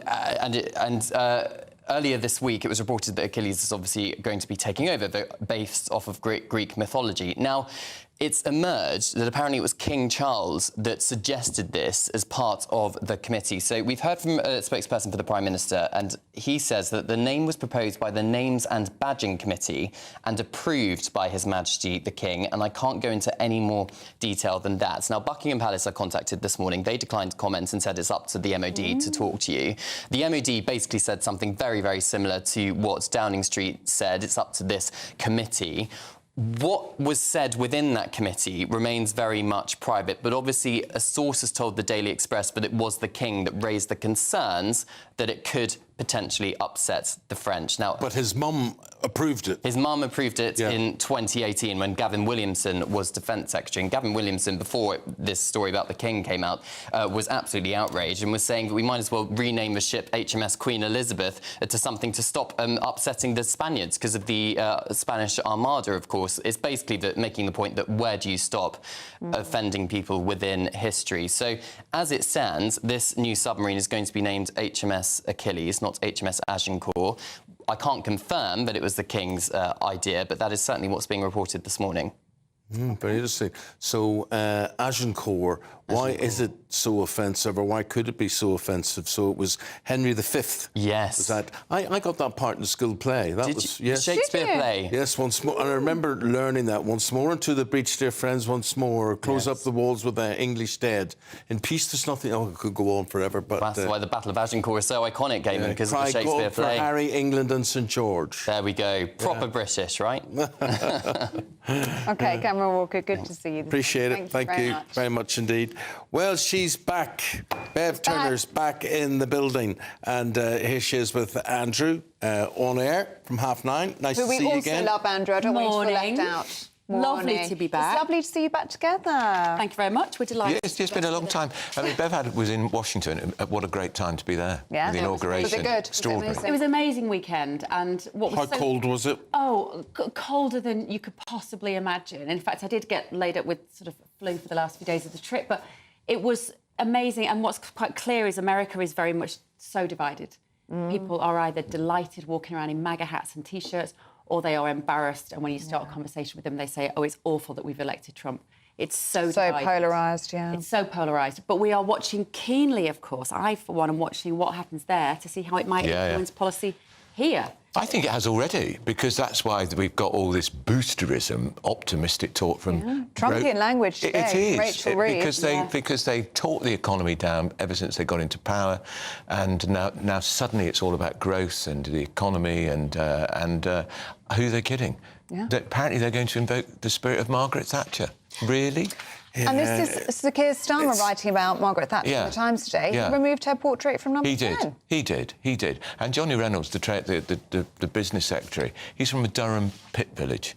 It must have choked him to say anything positive about Margaret Thatcher. Choked on his words. But they're, Andrew, trying to get some sort of enthusiasm built up that they have got their hands on the economy, that they know what they're doing, that they are inventful, they are forward-thinking. But it's all about positivity, isn't it? And yet every indication and metric says that the polar opposite is happening in terms of insolvencies and unemployment going up and interest rates. Millionaires abandoning the country. Exactly. So they can talk a good game all they like, but people aren't stupid. And the tax rises haven't even come into effect yet. They're coming in April. And it's already the economy is flatlining. Where is the growth? And how do you create growth? By whacking £40 billion of taxes on businesses who would create the growth? Well, let's see, because the speech is happening in our time this morning. So we will bring you that speech. And, of course, you can sit through that, but then you can hear what we really think about it, which is possibly more entertaining than the speech. She's not an orator, is she? Let's be honest. I think he's talking about Rachel Reeves and not me at that point. But it can be a complete change in tone, Andrew. You might come away feeling very positive and inspired. I'm not falling for it. Unless she's had a complete personality transplant and somehow has got a different advisors in that cabinet, I feel bleak about the economy in this country at the moment. But it gets me, they talk about building infrastructure and whatever. We had HS2. If you want to build the infrastructure, why don't you just complete HS2? Yeah. And, they're not expecting to finish until 2032. Yeah. It's unbelievable. No, 2033. But also by 2032, the population of our country will be from 66 million to 72.5 million. Where are we going to put all these people? Well, you see, we're told that business wants this, that industry want all these people. I don't know why they're going to build They say they'll build 1.5 million houses by 2030. No way. They need 5 million people. Yeah. But by the way, Eamonn, that's 10 million foreigners coming in, 5 million leaving. But it also makes no sense because the march of AI, which is what is happening while none of us are watching. That is taking away jobs. So what jobs are people going to do? And as soon as that happens, then business will jump on to the next thing. Business don't care about people. No. I just find no way that we need another 6 million people in the country. We do not. And we do not need another runway at Heathrow. Let me tell you, as somebody that lives under the flight path at Heathrow, that is not what that area of West London needs to bring the M25 to a halt. You know, give us good regional airports. We probably could have another. She's going to expand runway in Manchester. Heathrow, Gatwick and Luton. Has she heard of the North? Well, she opposed an expansion of Leeds Bradford Airport, which is on her doorstep because she's a for Leeds environmental MP. reasons. Yeah. But environmentalism could be... In 2018, Keir Starmer voted against the expansion of Heathrow Airport. Unbelievable. We're also going to be taking Patrick Christys this morning, who's going to be at Westminster at a protest for pension fuel issue as well. Yeah, winter Pension fuel. credits, thank you. Winter I fuel. love to talk. I'm a bit jet lagged. Lots Nice. coming up at 9:30 with Thank Bev you very and Andrew. much. Good to see you back. Thank you. Tomorrow we'll be back, or will we? Don't really know. Tomorrow's Thursday. I won't be I'll here. be back. She'll be here. Have yourselves a good day, whatever you're up to. Bye-bye.